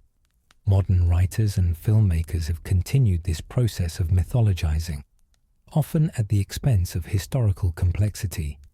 The use of Saladin's memory by later political movements, Arab nationalism, anti-colonial resistance, even modern Islamist groups, reflects genuine aspects of his legacy, but also involves considerable selective reading of history. Saladin was fighting 12th century Crusaders, not 20th century imperialists, and the direct parallels sometimes drawn between his situation and modern conflicts are often overstated. He can serve as inspiration and symbol, but we should be careful about claiming him for modern causes he could not have imagined. Yet despite these caveats, Saladin's historical significance remains. He was a leader who unified his people, who achieved major military victories against powerful enemies, who demonstrated that Muslims could effectively resist Christian expansion, and who, despite the brutal realities of medieval warfare, showed that victory need not require descent into barbarism. His conquest of Jerusalem, conducted with relative mercy compared to the Crusader conquest 88 years earlier, demonstrated that a leader could win without excessive cruelty, that enemies could be defeated without being dehumanized, and that there could be honor even in warfare. And so we come to the end of Saladin's story, or at least to the end of this telling of it. The boy born in Tikrit on a night of exile, the studious youth who preferred the mosque to the battlefield, the reluctant warrior who became one of history's great military commanders, the Sultan who unified Egypt and Syria, the conqueror of Jerusalem, the defender against the Third Crusade. All these roles were played by one man over 55 years of life that shaped an era. When Saladin died in Damascus in 1193, he left behind a complicated legacy that continues to inspire and challenge us centuries later. He had achieved remarkable things: the unification of the Muslim lands surrounding the Crusader states, the victory at Hattin, the liberation of Jerusalem, the successful defense against the Third Crusade. But he had also left unfinished business. The Crusader states survived, though reduced. His dynasty would not maintain the unity he had built, and the conflict between Christian and Muslim powers in the Middle East would continue for generations.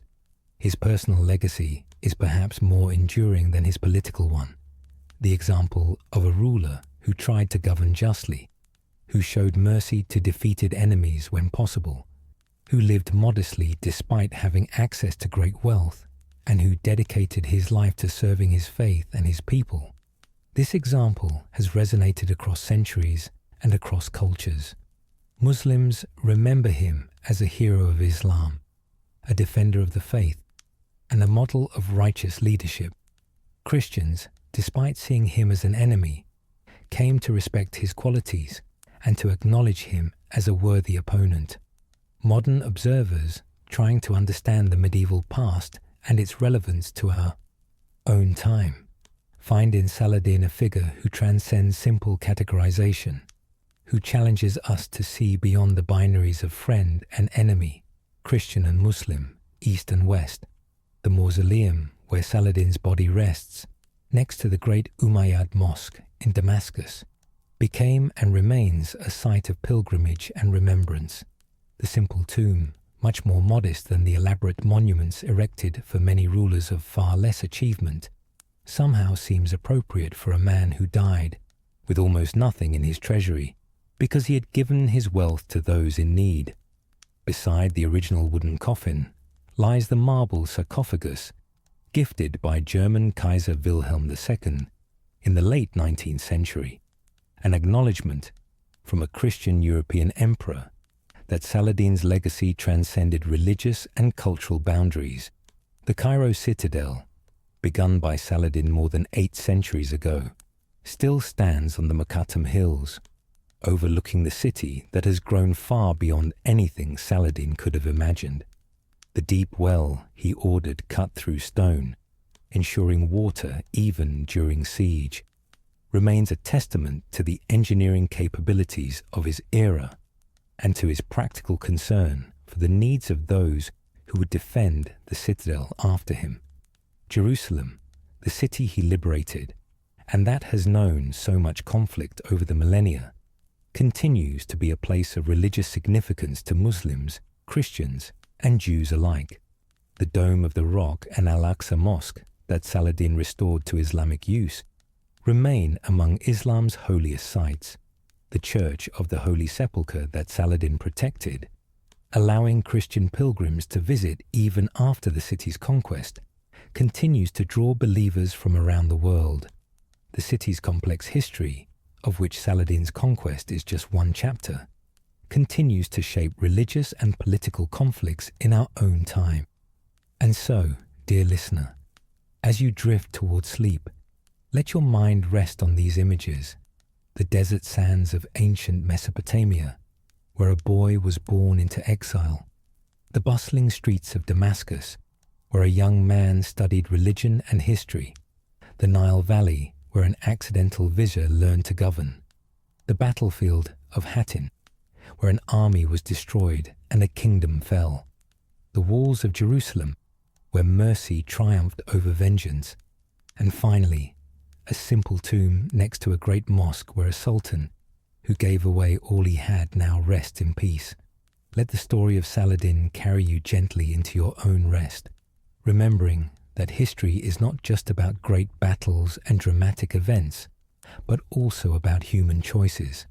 The choice to show mercy when cruelty would be easier, the choice to pursue justice even when it costs us personally, the choice to see enemies as human beings rather than as abstractions.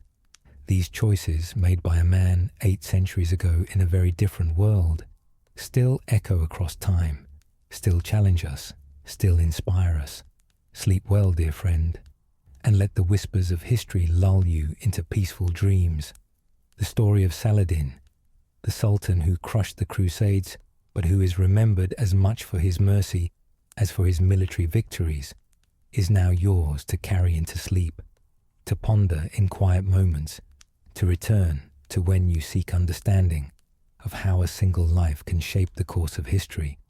May your rest be peaceful, your dreams gentle, and may you wake refreshed, carrying with you the lessons of a time long past but never truly gone.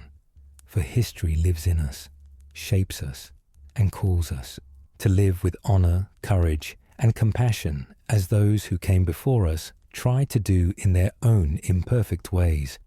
Good night, dear listener. Until we meet again in another corner of history's vast and gentle garden, sleep well beneath the stars that watched over Saladin and that watch over you still, eternal and unchanging across the centuries that separate us from his time, but unite us in our common humanity. Thank you for joining me on this journey through the life of Saladin. If you found peace in this story, I'd love to hear from you in the comments. Tell me which historical figure's gentle tale you'd like to explore next.